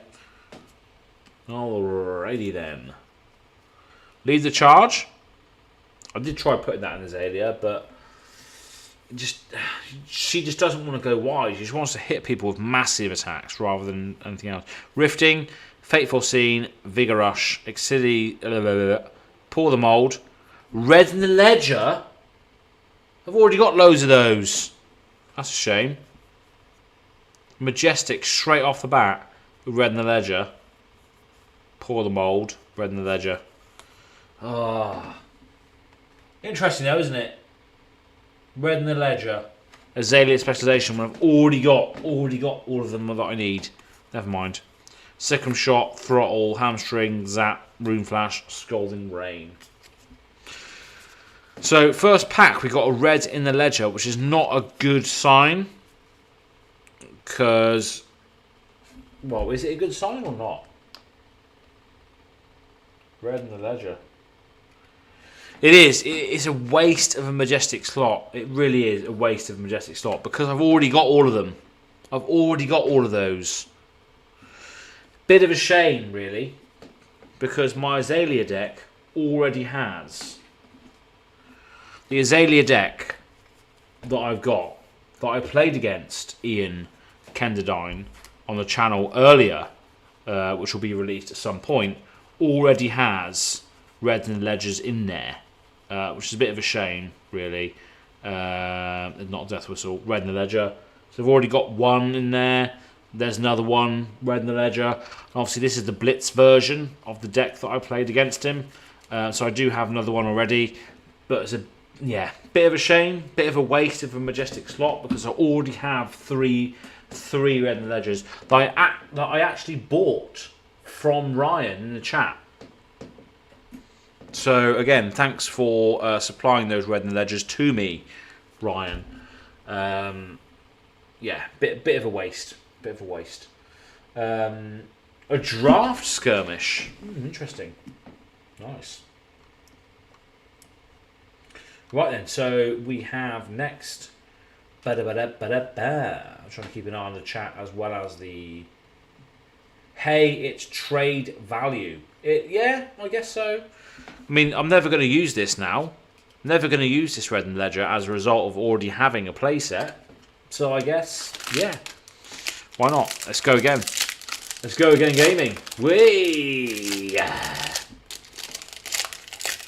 Crucible of Aether Weave. Lovely old Kano weapon. Just buffs your entire turn. Lovely old job. Sunkiss. Sunkiss and Moonwish. Does that ever happen? Is it worth going with Sunkiss and Moonwish or not? Vigor Rush, Come to Fight, Cadaverous Contraband, Crown of Dichotomy, Take Cover, Convection Amplifier, and then a Zipper Hit for the rares. Not really much going on there, to be honest. Not really much going on there. So, Arcane Rising. The last Arcane Rising box I had really screwed me over. So I think we may have the same situation going on here. But we'll see. We're only 2 packs in. Let's go again. Let's go again, shall we? We'll really get into this now. Pop it right open. My favourite hero. There he is. Viserai Runeblood. What a guy. What a guy Viserai is. Lovely old job. Okay, so he goes there. His token. Foresight. Come to Fight. Whisper of the Oracle. Moonwish. Talismanic Lens. Spellblade Assault. And Entrancing Melody. So not really much going on there, unfortunately.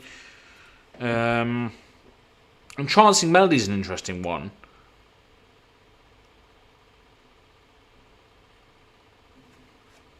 Very interesting one. I think it's played in some Viserai OTK decks, but I don't think really much anything else. I don't really know, to be honest. Entrancing Melody. I think there will be a cleric that does damage as it heals at some point. Yeah, that'll be good. I think a lot of people have asked for that sort of hero to be released in the future. Some sort of cleric that cares about healing your life for benefit. I think there will be something like that in the future. Yeah, you're right, definitely. Let's open the Kano. Kano art. Balls. So no spice at the moment, apart from the Azalea Majestic, which was a bit of a wasted slot, as Capolo said. So we've got Kano, we've got Moonwish, Come to Fight, Foresight, Whisper of the Oracle, Bullseye Bracers, Life for a Life, and Stir the Aether Winds. So not really much there either. I mean, Stir the Aether Winds is good. The red version as well, it will see a lot of play in Kano builds because it's just ridiculous Just says you can play your next wizard attack, wizard non-attack action as though it were an instant. If it has an effect that deals arcane damage, it deals that much damage +3. So yeah, pretty vile with forked lightnings and that sort of stuff. So yeah, but apart from that, not really much going on. Not really much going on there, unfortunately. Do you really want that? Isn't my Bravo enough of a pain? No, yeah, I agree. Bravo is a bit of a pain, let's be honest. I'm getting hiccups at the moment.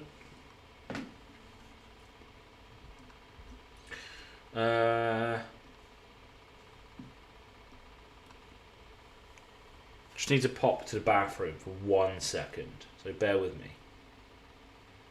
Feels a lot like MTG, says Ryan. Says Capola at Ryan Cooper. My top wishlist Bravo is an alchemist that throws potions at people. That'll be fantastic. I think there's going to be, yeah, maybe there's going to be some more potions in the next set. We will see. Be right back.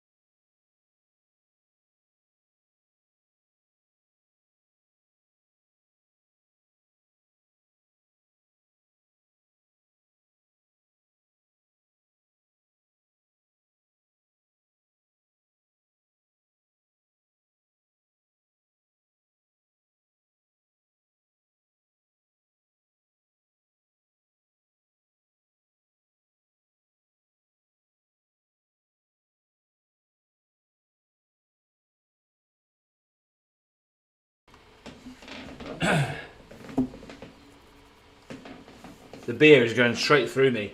As his bed is full of stuff, we will have to sleep on the chair. No, that's right. Yeah, I mean it's just I haven't had the chance really to sort of unpack. So as soon as I got here today, I unpacked my stuff, and then I just put all the stuff on the bed basically. And I had to go to the shop to buy the stuff for tonight's stream, so I haven't really had the chance to sort of organise stuff, and it's already 5 past midnight at the moment. So yeah, it's getting late, isn't it? Really. So let's just carry on cracking these packs and see what we get. I don't know whether I'm going to get through all of these beers. We will see. But we still got a lot of packs to go through. So yeah, we'll see what happens. So let's just go back to the other camera. So yeah. I was also surprised by the fact that the hotel Wi-Fi can keep up with what's going on here. So yeah, highly surprised that we'll actually be able to do this where we are today. So just running the numbers, I gained 67 life over the 8 games I played today. Wow, okay, that's ridiculous. 67 life, wow, okay, that's ridiculous. Okay, let's go for another pack, shall we? 67 life, that's madness. Right, okay, you got a dash. Capola would love this. Nice little dash there. So we've got Sunkiss, Vigor Rush, Fervent Foreigner, Ravenous Rabble, Robe of Rapture, a Take Aim, and a Pour the Mould and a Overloop. So nothing really that good there, unfortunately. But that's the thing with Arcane Rising, isn't it? It's a difficult one. Capolo is saying, usually hotel Wi-Fi is not good. Thanks for censoring me, YouTube. Censoring you?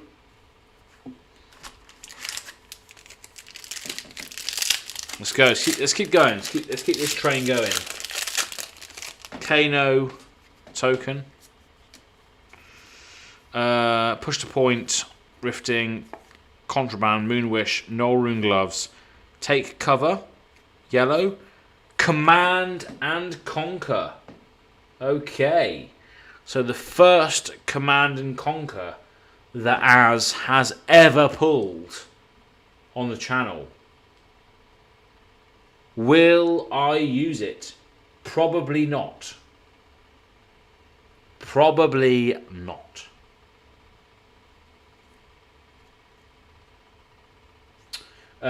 So you said, I said poop and YouTube censored it. Censored it? What? I don't understand. I don't understand why YouTube is censoring your thing, because I can say fucking shit and bullshit, and I don't get censored. So I don't understand why they're censoring your videos. I don't get it. I know I got a command and conquer, but I'm probably never gonna use it.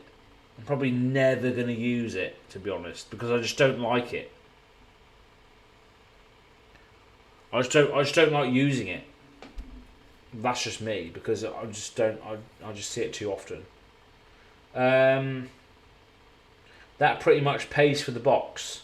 Yeah, it does. 100%. Command and Conquer pays for the box. That's going to go in a sleeve, definitely. So let's put that there.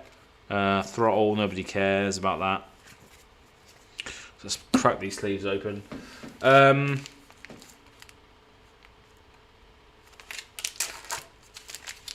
it the 7th pack?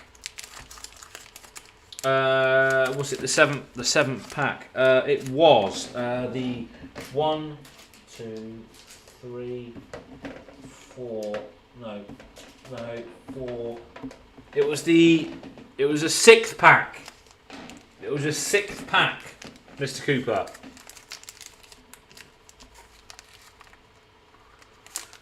Too good of a card to use it.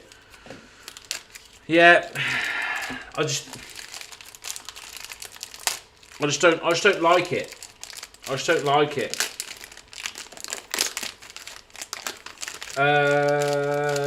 I care about throttle. Yeah, it's a shiny throttle as well. Yeah, I mean, with regards to generically good cards, you know, you've got Command and Conquer, E-Strike, Art of War, all of those cards that are generically good. People are seeking out playsets of these cards, right? But I just, whenever I come across, whenever someone plays a Command and Conquer, an E-Strike, and it's just like, yes, it's a fantastic card at the moment because we don't have any other cards that really give you that generic value. In the future, we probably will have more cards that do that, but at the moment, everyone's using the same cards because we don't have the backlog that other TCGs might have. So I can appreciate why these cards are good, but the reason why I liked the game and the reason why I got into the game was to sort of tailor make and build my deck around a certain hero for the play style that I wanted to achieve. And the generically good cards do not fit in with that, unfortunately. So yeah, this will probably just get traded away, to be honest. And I may be a fucking idiot for doing that, but I don't care, because I don't care about Command and Conquer. I don't care about it enough, really, because it just doesn't really fit into the theme of what I want to be doing. So that's it, really. Yeah, Ryan, you were very, very close. It was a 6th pack. But yeah, Command and Conquer, very good hit in that regard. Something even better in the 9th pack. I also like Throttle. Yeah, Throttle is it was a shiny, wasn't it? Was it a shiny Throttle that we had? Was it a shiny? It was, wasn't it? Blah, blah, blah. Yeah, it was. A blue shiny Throttle.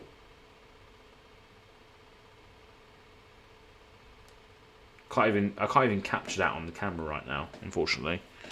But yeah, Andrew, I can send this to you if you want it. That is. Super Worm, welcome to the chat, Super Worm. Haven't seen you here before, so welcome to the chat. And you're saying that I really think even with disable, I need to use CNC to disrupt Briar or Lexi. I'd love to use other cards, but it's kind of a must-have in the meta. I'm not happy about that either. Yes, I know. It's an issue that we have at the moment, is that these cards need to be used if you are thinking about a competitive, optimized deck. You do need to have, most of the time, you do need to have these cards that will just generically give you good value. And I appreciate that. I appreciate that as a person that, you know, if I wanted to win every single event and I wanted to win every single prize that was available, I would probably use these cards. But that's just not my style, really. Yeah, you probably want to be using the most optimal cards for your deck, but I just don't feel that Command and Conquer is a card worth playing if you're trying to play for. I don't know. That's me. Flesh and Blood is in a weird place because you want to play competitively, but you also want to try and play the deck that you want to play. You don't want to play other people's lists. You don't want to play the cards that everybody else is playing. It's still a very, very young game. And these cards like Command and Conquer, E-Strike, Art of War, Spring Tunic, Skull Cap, all of these things are a flash in the pan that is the game of Flesh and Blood.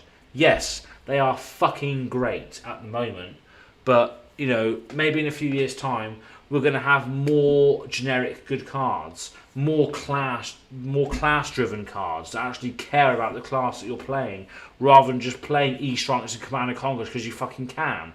It doesn't matter.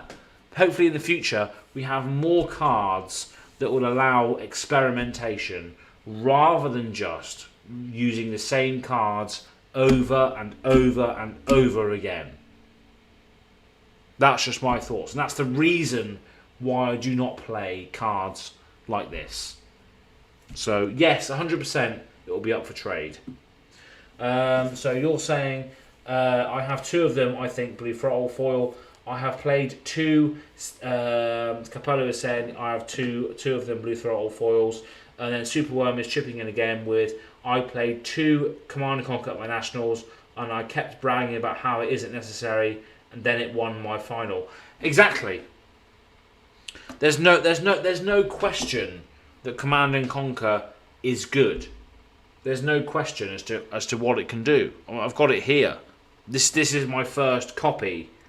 This is my first copy of Command and Conquer. A 2-cost attack that deals 6 damage.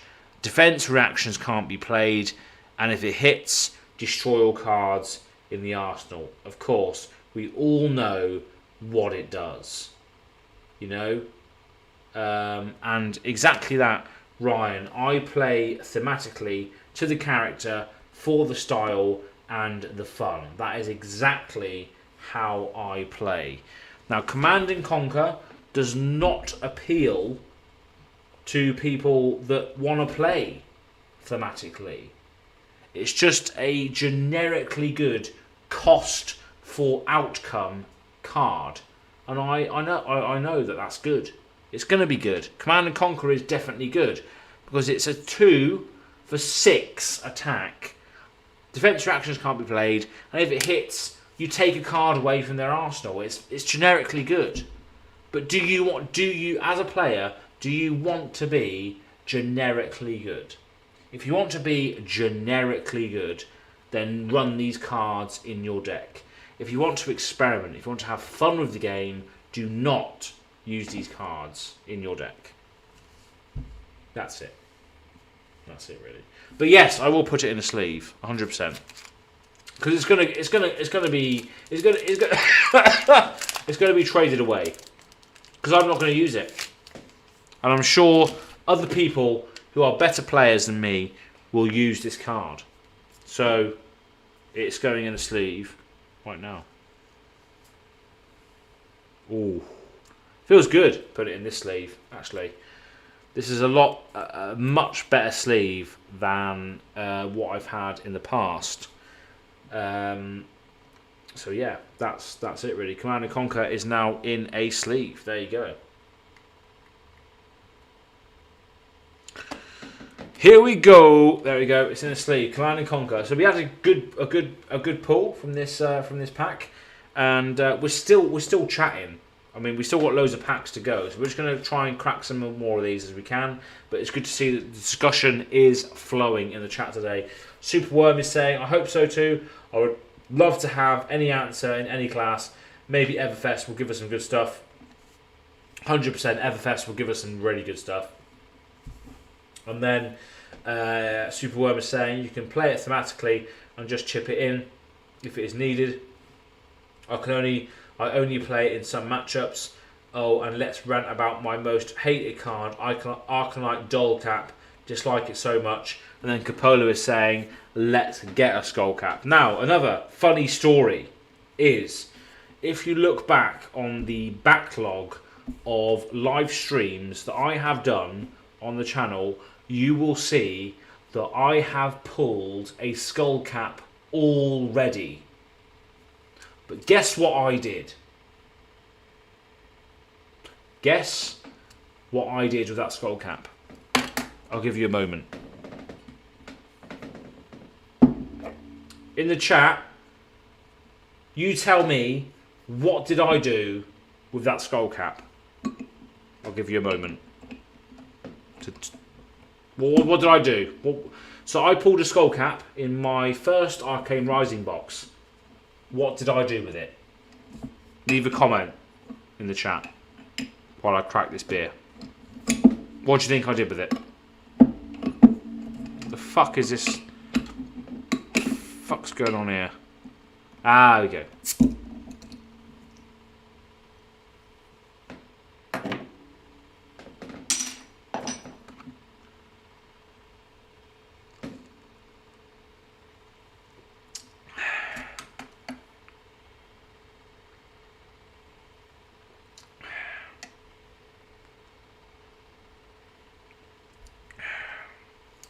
Okay, so have a look at the chat, shall we? I had a lot of units today. A lot of units. So, we have... let's have a look. Capolo is saying, I ripped it apart and burned it. Okay, I traded it for a beer.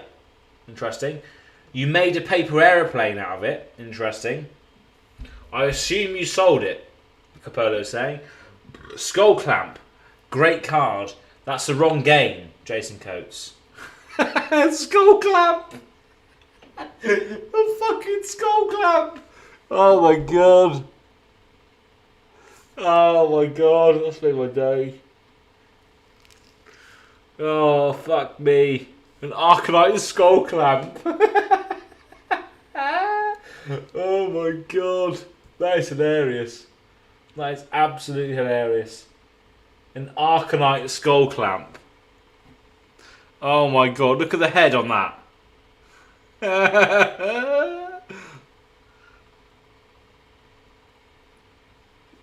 Arcanite Skull Clamp. Wow.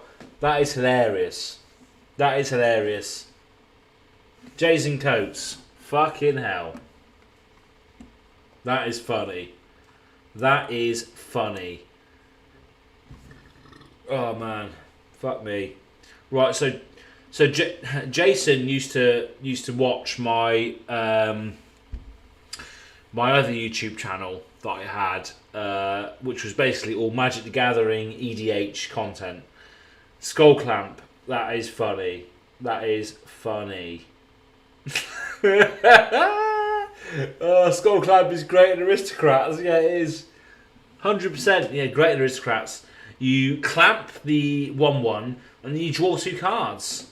Fantastic. Magic the Gathering reference. Love it.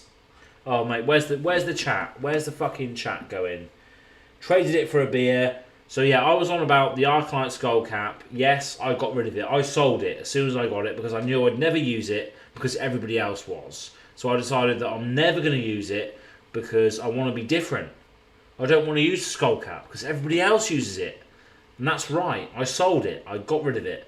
And then Capolo's saying, I play Skull Clamp in my Squirrel deck. So yeah, you would clamp the Squirrels, wouldn't you, to draw 2 cards? Easy. Andrew was saying, I still haven't gotten a Skull Cap or a Tunic. I wish I had. So I've had both, Andrew. I'm so sorry to report this, but I have had both a Tunic and a Skull Cap in my possession, but I have then decided to trade them away for different cards for other heroes thematically that I wanted to use. So I've had both. I had the Tunic from Crucible of War and had the Skull Cap from Arcane Rising. So we might even get that. We might even get that yet because we're not even halfway through this box yet. I'm just having some fucking hilarious fun here. Superworm is saying, I really like the Skull Cap. I assume in Squirrel and Arcanite Skull Clamp is amazing. Skull Clamp is amazing in Aristocrats. And then Jason saying, I know, I was joking.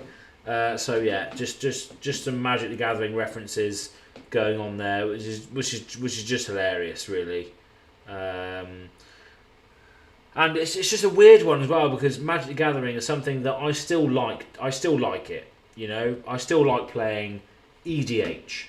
I still like playing EDH multiplayer with friends, with people that I like, people that I know, and just throwing some stupid cards down on the table, just playing good EDH. That's what I like about Magic the Gathering. Standard is fucked. Modern's fucked at the moment. With regards to all of that, I couldn't care less. EDH is a great experience. And I know I run a Flesh and Blood channel, but I have experimented, I have delved into MTG on previous channels, and even on this channel, you can see some stuff about Magic the Gathering, but I just haven't done it since. I want to continue to do Flesh and Blood, but if the audience is there, if the requests are there, if people want to see Magic the Gathering content, it's not something that I would say no to because I do like EDH. I do like Magic the Gathering, but only in that multiplayer format. So yeah, it'll be interesting to see whether people are interested in that and whether we can maybe get some guests on the show or guests to play Magic the Gathering or patrons or what have you to do that. Because it's a good time. It's a good little palate cleanser from Flesh and Blood. And I was speaking to Ian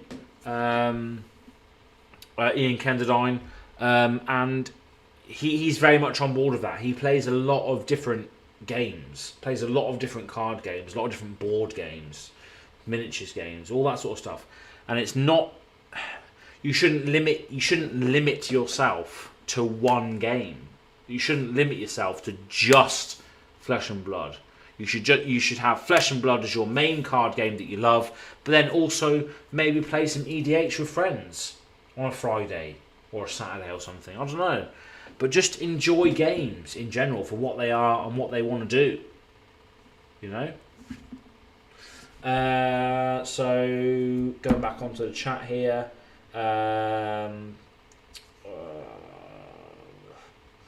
I know I was here. Damn it, Andrew says.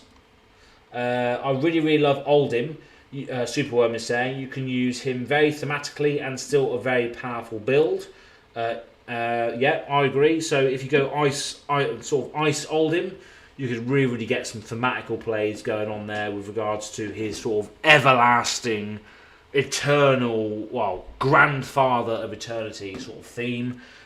He is made for long attrition-based games, and yeah, I definitely feel that for theme, 100%. Superworm is also saying EDH is love, just with low-tier decks. Now that's interesting. So yeah, I mean, I love EDH. It's fantastic. I've actually brought some decks with me. I brought some decks with me just in case Kingdom Gaming was actually doing some EDH events. Let me just get those decks out for you now. Actually, so here we go. On the subject of EDH, and this stream in general is just a fucking chill out, really, isn't it? So I'm drinking beers. It's been going for what? How long? 2.5 hours? Fuck me. 2.5 hours. I haven't even cracked the products yet. But speaking of EDH, I brought some EDH decks with me today. So as you can see there, I've got Villis, Broker of Blood, fantastic sort of mono black, pay your own life away for benefit style commander, which is nice. We got Siona in the middle there, which is like a Enchantress style deck. So if you know sort of Magic the Gathering EDH, you'll know that Enchantress is quite good. And there's a go wide strategy in here as well, because every time you play an aura, you get a 1/1 soldier with Siona, which I think is very good. So it allows you to Voltron up the commander, but also go wide as well in the same strategy. So it's very good. And we've got Malfagor as well, which is just a pet commander deck of mine, which is just demons, red and black Rakdos demons. And then Malfagor just in like this lovely altered sleeve here from Altered Sleeves. So yeah, I've got a few commander decks. I brought them with me today just in case there's any EDH going tomorrow while I'm waiting for my coach home. So obviously I'm filming with Kingdom Gaming tomorrow morning from sort of 10 to about 1. 10 to about sort of 12 o'clock. Then I'll have like a couple of hours to just play some games. So I brought my EDH decks with me just in case. But yeah, just thought I'd show you those decks while we're on the subject of EDH, really. Where the fuck is the chat at? Jason is saying EDH is all I play. Sorry, I thought I'd throw a joke in there. 100%, yeah. Just throw a joke in there. Why not? And then Ryan Cooper is saying we can still play some EDH on Discord webcam or such time. 100%, yeah. I'm always up for that. I mean, I did do a EDH stream on the channel at some point in the past. It's still on there, I think. But maybe we could do some more. If people are interested, maybe we can do some more. Maybe we can commit some more time to it as long as you've got the players to do so. What is your opinion on proxies? Proxies, if you're playing casually with regards to sort of EDH and you're looking to sort of play certain cards that you might not have access to normally, I think proxies are fine.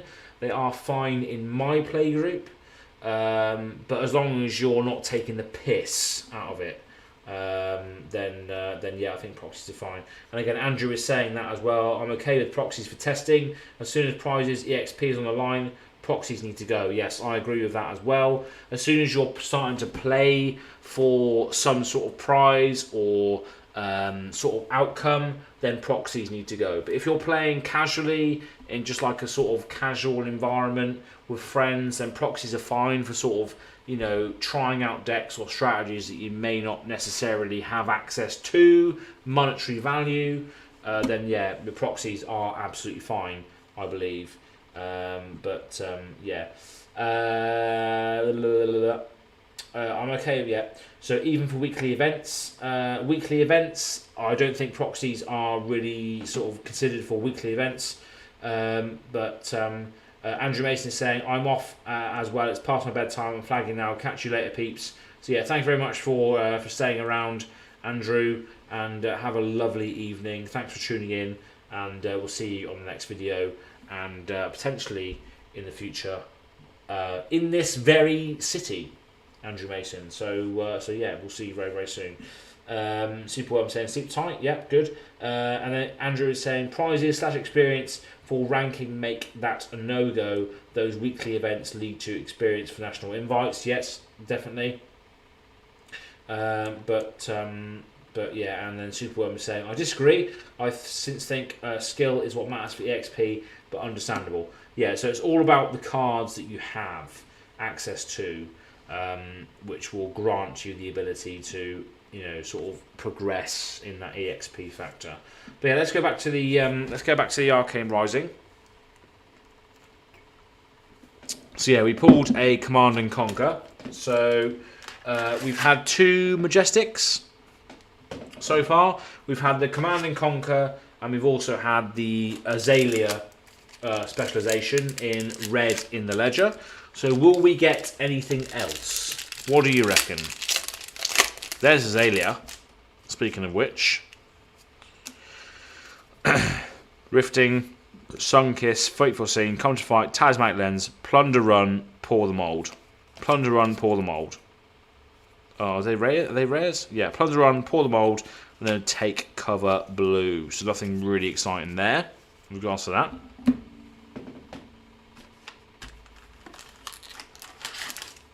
Yeah, thanks Andrew for chipping in. It is very, very late here in the UK at the moment. It's 12:30 AM. So yeah. Fateful Scene, Come to Fight, Whisper of the Oracle, Foresight. That's the first list. Life for a Life, Spellblade Assault, and a shiny Spellblade Assault. So we've got 2 Spellblade Assaults there, 1 shiny, 1 non-shiny, and then a life for a life. So nothing too spicy. Keep those Plunder Runs, they have gone up in price, Andrew is saying. Andrew Cooper. What, even the blue ones? What, even the blue ones have gone up in price? I know the red ones are fairly sought after because of the fucking 0 cost decks. Superworm is saying it's 1:30 here, so yeah, late. Damn. Well, yeah. I mean, Superworm, I appreciate you coming on to hang out with us this evening. It's been fantastic. It's been a bit of a long stream tonight, and I can't wait to watch this back as to what absolute ridiculousness I was talking about for the first hour or so, because, you know, that's it really. So we've got Fervent Forerunner, Cadaverous Contraband, Foresight, Ravenous Rabble, Robe of Rapture, Take Cover, a 9th Blade, and Amplify the Art Knight. So we've got a 9th Blade there, which is a super rare. So super rare is basically a Majestic at this point. So yeah, I got enough of these 9th Blades, but yeah, so that's a bit of a wasted slot. So Ryan Cooper is saying all plunders, they use them all in Briar, blues in sideboard against ice and such. Yeah, so plunder runs will probably be quite good. Quite good to keep hold of in the future. Because I don't see plunder runs really getting a reprint in like Everfest or other sets going forward. So I think plunder run is a good example of what could sort of increase with value if you do have them. And then Superworm is saying thinking about bringing Azalea or Kano to the World Championship would be funny, right? 100%. Yeah. I mean I love Azalea. Azalea is I think is the fact that nobody sort of nobody sort of plays to the fact that Azalea is going to be any good. So you could use that to your advantage. You could use the fact that if you can, I don't know, it's hard. You do have to jump through a lot of hoops with Azalea, but I'll show you my Azalea deck in a moment when I've gone through these cards, and we'll go from there. But I think Azalea is really good. But only if you're running a sort of red liner strategy. I think that's the only way really to sort of pressure the opponent. But we'll see. I mean, I haven't played enough games to really know or able to tell you what the best thing is to do. I mean, I'm not one of those sort of YouTubers that really go into, you know, the meta and the most optimized strategies and all that sort of stuff. I'm very much a casual player, as you probably come to expect. But I do think Azalea is very good. We'll see. So Fervent Forerunner, Vigor Rush, Push to Point, Cadaverous Contraband, Nolan Robe, Reduce to Rune Chant and Take Aim. Oops.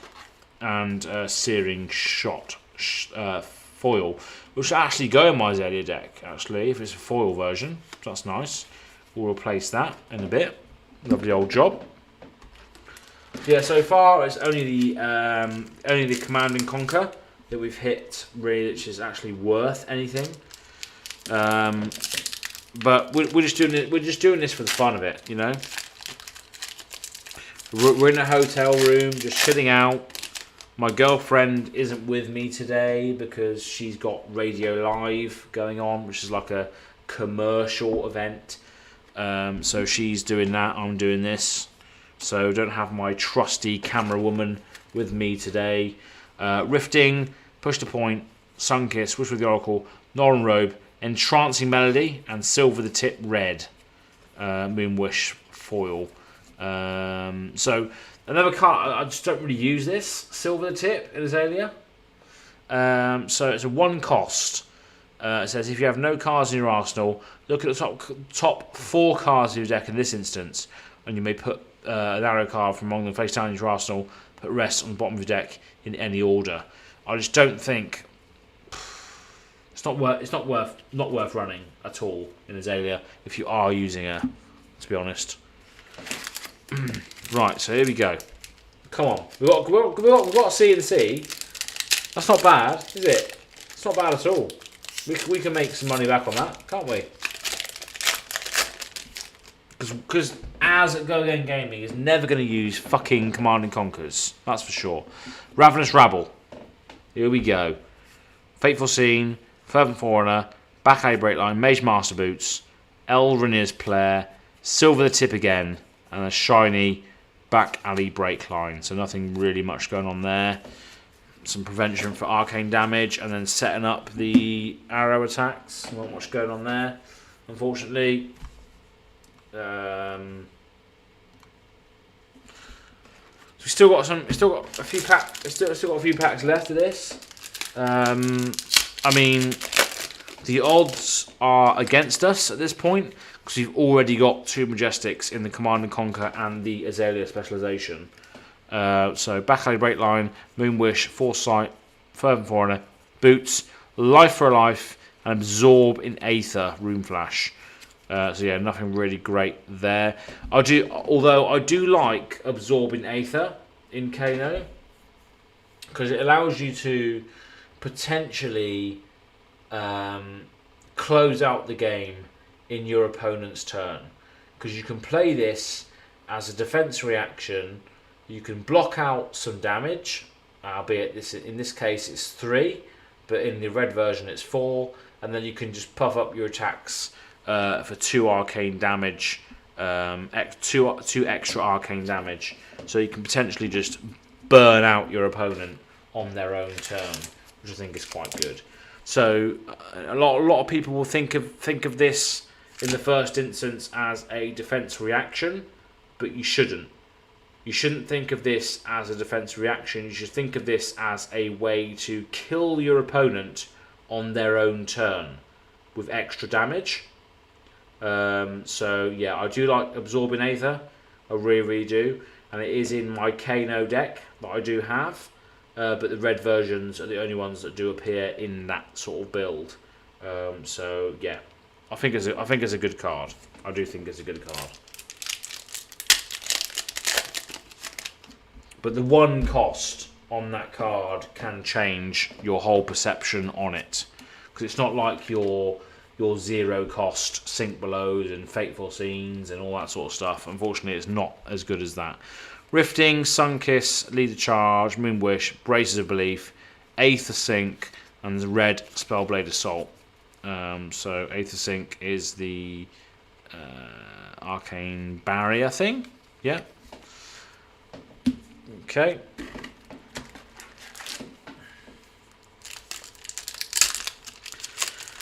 Ryan is saying it also cracks the needle. What cracks the needle? What have I missed? Sorry, the chat is a little bit behind. So what is it that cracks the needle? What Benji's needle? What Zephyr needle? Rune Chant token. Ravenous Rabble. Point, Lead Charge, Bigger Rush, Null Rune, Stir the Eighth Winds, Spellblade Assault, and Pursuit of Knowledge. That's a good one for a foil as well. That's a good one, isn't it? Pursuit of Knowledge foil.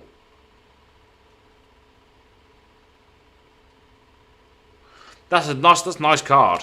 Pursuit of Knowledge is nice. I know Ziggy likes the Pursuit of Knowledge. So that's a cool one. Pursuit of Knowledge foil. Have a good night. Event is about to start. Thank you for joining in, Andrew. And yes, we will see you on the next video or on the channel at some point or in Discord. Thank you very much for tuning in, and we'll see you soon. Have a good event. Lovely old job. I've taken way too long to open these packs, but it's been a fantastic time with all you guys in the chat. So thank you again for joining us. But yeah, Pursuit of Knowledge was last thing we had there.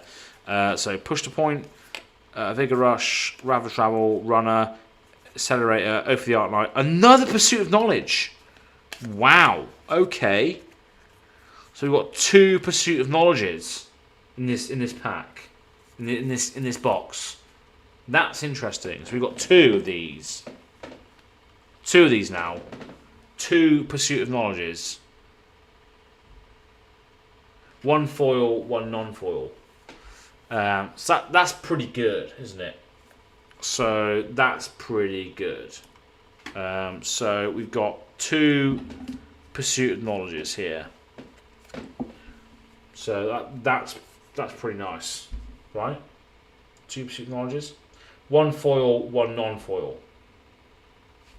So this is a card that basically says, for 2 resources, you can attack for 4, and if it hits, you get +1 intellect until end of turn. So it just basically says, you must block this, otherwise I'm going to have a massive turn next turn. So I think both of these cards are worth sort of sleeving. I think they probably will be. So we'll just sleeve those up now. Both of those cards. We'll sleeve those up. And we still have, I think we still have 6 packs. Let's have a look. Yeah, we still have, sorry, 8 packs left. I know this has been a long ass stream, but it's been a fantastic time.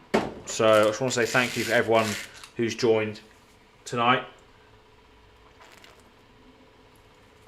Let's hope that I can get up in time to get to Kingdom Gaming tomorrow as a result of all these beers that's going on. So yeah, let's sleeve up these Pursuit of Knowledges.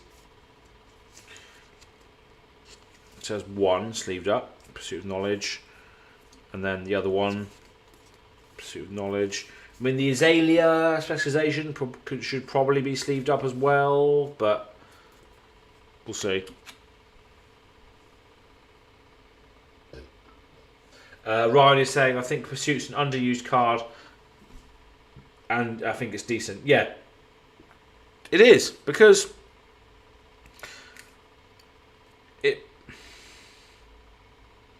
it's a 2 for 4. You know, you pay 2 to attack for 4. That's not a massive amount, but then they kind of have to block with everything that they have, because why would they want you to draw up to 5 cards at the end of turn? I think it is very good. Very underutilized potentially. Superworm is saying, I won't be here until the Azalea deck check. I have a skirmish tomorrow and should go to sleep in some minutes too. Yeah, definitely. I mean, the Azalea deck check, that's probably not going to happen. But I've got 8 packs left. Let's just get through those as soon as we can, and go from there. So I know it's been a bit of a long stream tonight, but I appreciate everyone that's come on. So let's just get those done and see if we get anything else. Let's just speed through these and let's all go to bed, shall we? Let's all go to bed. But I appreciate everyone that's joined in today. It's been a fantastic evening. Thank you very much. Sunkiss, Nobody Cares, Pedal to the Metal, Take Aim, Shiny Thrall. That's it. Nothing good there. Next. Let's just speed through these last ones, shall we?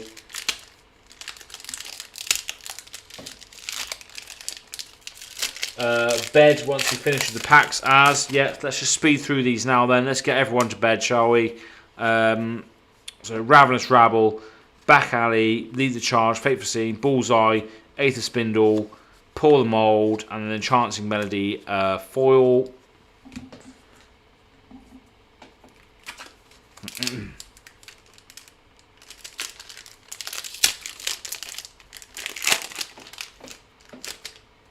Death Dealer token. Oh shit! Just dropped the pack on the table there. Lovely old job. So we got Whisper, Rifting, Vigor Rush, Null Rune, Cognition Nodes, and Maximum Velocity for the Mechanologist Super.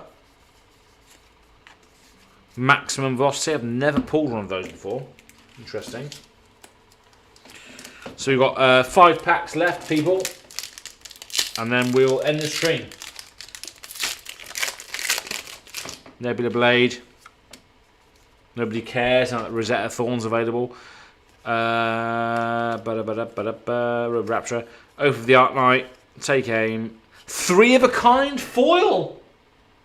Oh yes. That's nice, isn't it? That's the first 3 of a Kind I've ever had. That's a nice card. That is a nice card, isn't it? Foil as well. Oh yes. That needs to go in a sleeve, I think. 3 of a Kind foil. That's lovely old job.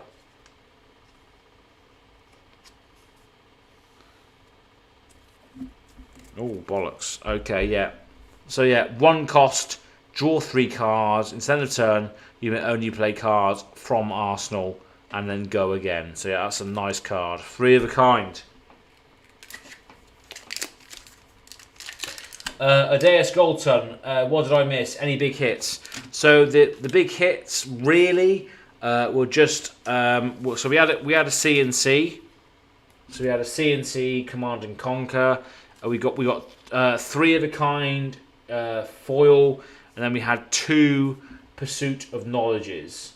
So not really too much. We also had a Red in the Ledger Azalea specialization, which is somewhere in that pile on the left. But these are the ones that I have foiled. I have sleeved. So Command and Conquer, 3 of a Kind, and 2 Pursuit of Knowledges. So yeah, we also do have a Azalea specialization somewhere in the pile as well, but they're the ones that we had. So yeah, then we're going to go through. We've got 4 packs left, and then we're going to call it a night, I think. So it's been a fantastic stream. I haven't finished off all the beers that I said I would, but that's because I'm trying to pace myself I don't want to feel like shit tomorrow when I do the video with the game store. So Sunkiss, Come to Fight, Balakali, Pressure Point, Braces, Aether Spindle, Life for a Life, and Cognition Nodes shiny. So nothing really to report on that front there. And 3 packs remaining. So this has been a fairly good Arcane Rising box, I think. We'll obviously have a Command and Conquer, 2 Pursuit of Knowledges, and a 3 of a kind. I think it's been pretty good so far. Take Aim and Oath of the Artline, Blast Identification shiny. Not much to report there. 2 packs left, and then we will call it a night, I think. And there's fucking packs all over the floor, which is fantastic. Fervent Forerunner, Contraband Whisper, Back Alley, Brace of Belief, Silver the Tip, Forked Lightning. I've already got 3 of these fuckers already. It's a bit of a waste, unfortunately. So, yeah, Forked Lightning for the Super Wizard Rare. So I do already have 3 of these. 3 of which obviously are being used in my Kano CC deck, which can obviously be sort of changed for Blitz and what have you. But yeah, I do now have 4 Forked Lightnings in my possession. So it's interesting. Last Arcane Rising pack. Probably not going to get anything spicy from this. Birthday Cake, 9th Blade. Yeah, no. Birthday Cake. Lovely old drop. So Rifting. Anything else? Stir the Eighth Winds, Plunder Run, and a Teklo Foundry Heart shiny as the last fucking pack. What was I saying to Von Mason in the Discord chat? The last pack is a Teklo Foundry Heart shiny. What the fuck? There we go. Here we go. Here we go. Indeed. Fucking damn. Indeed. That's a Teklo Foundry Heart shiny. Rainbow foil. Legendary. So that is a card that I will never use, but is up for trade, of course. Teklo Foundry Heart. In the last pack. The pack did pay itself. Yes, 100%. Let's go. And then Jason saying, is that good? Damn, this is more rare than I for me. What a box. Yeah, I think it's a pretty good box, isn't it? Pretty good. I mean, the highlights really are, obviously, we have two Pursuit of Knowledges. Pretty good. 3 of a kind. Pretty decent. I'll probably use that in my Azalea deck as a one-of. Command and Conquer, which I'm never going to use. I'm never going to use that, because I just despise the generically good cards. And then we have a Teklo Foundry Heart, which is a staple for the Dash decks out there. And I know that we have a new player that wants a Teklo Foundry Heart in the Discord chat for Go Again Gaming. So it's just bizarre that we have that player in the chat at the moment that wants the Teklo Heart, because I pulled it for you. So we can chat. This is a rainbow foil as well, I think. Is it a rainbow foil? It is. It is a foil, because it came... Yeah, it's definitely a foil.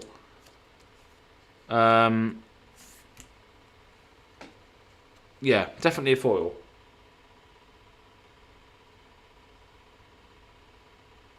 Yeah, but still, there we go. Teklo Foundry Heart as the last pack in the deck.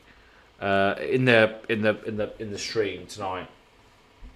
So that was a good result, actually. Yeah, definitely the cards that I pulled in that box paid for the box itself, because I won't be keeping Command and Conquer. I will definitely not be keeping the Teklo Foundry Heart. I'll probably keep the Pursuit of Knowledges because I think they're quite good. 3 of a Kind will probably just go in the Azalea deck that I've mentioned multiple times, that I've played against Ian in the last Live to Pitch series, which I recorded before this. But yeah, definitely a good box. Definitely better than the last Arcane Rising box I pulled, that's for sure. I think Mechanologist is going to boom once they get more cards to help fine-tune some spots. Yep, I agree. Adeus, Gold Sun. And then all legendaries are rainbow except of first edition. Looking forward for that video. GN8, whatever that means. Good night, maybe. But yeah, that is pretty much it for tonight, because it's now nearly 1 a.m. in the morning here in the UK, and I have to get up to go and visit Kingdom Gaming at 10 a.m. tomorrow, so that's 9 hours away. So if I can get sort of 6-7 hours sleep, I'll be able to function to do that video tomorrow for the YouTube channel. So I appreciate everyone that has joined us today, wherever you might be out there in the big wide world. It's been an awesome stream. I've drunk a lot of beers on this stream, and before this stream, really. So I appreciate everyone that's tuning in now or in the future. But thank you very much for tuning in, and yeah, we'll see you on the next video, stream, whatever it might be out there. But yeah, thank you very much for tuning in. Thanks to Deus Gold Sun for tuning back in. Your patronage is very much appreciated. It allows me to do stuff, you know. It allows me to quantify what these videos are worth, what my time is worth for people like you that are viewing over in other places in the world, you know. So thank you very much for your continued support, Adair's Gold Sun, and we will organise a game via Discord very, very shortly. I promise.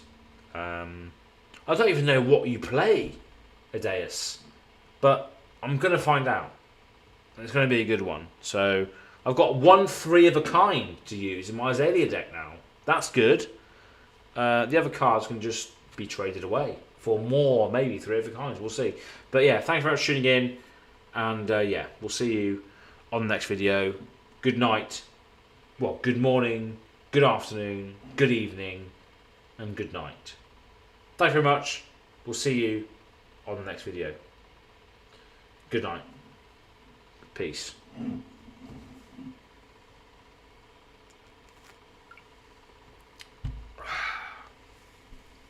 I'll just wait for everyone to filter out, really, because I'm still drinking.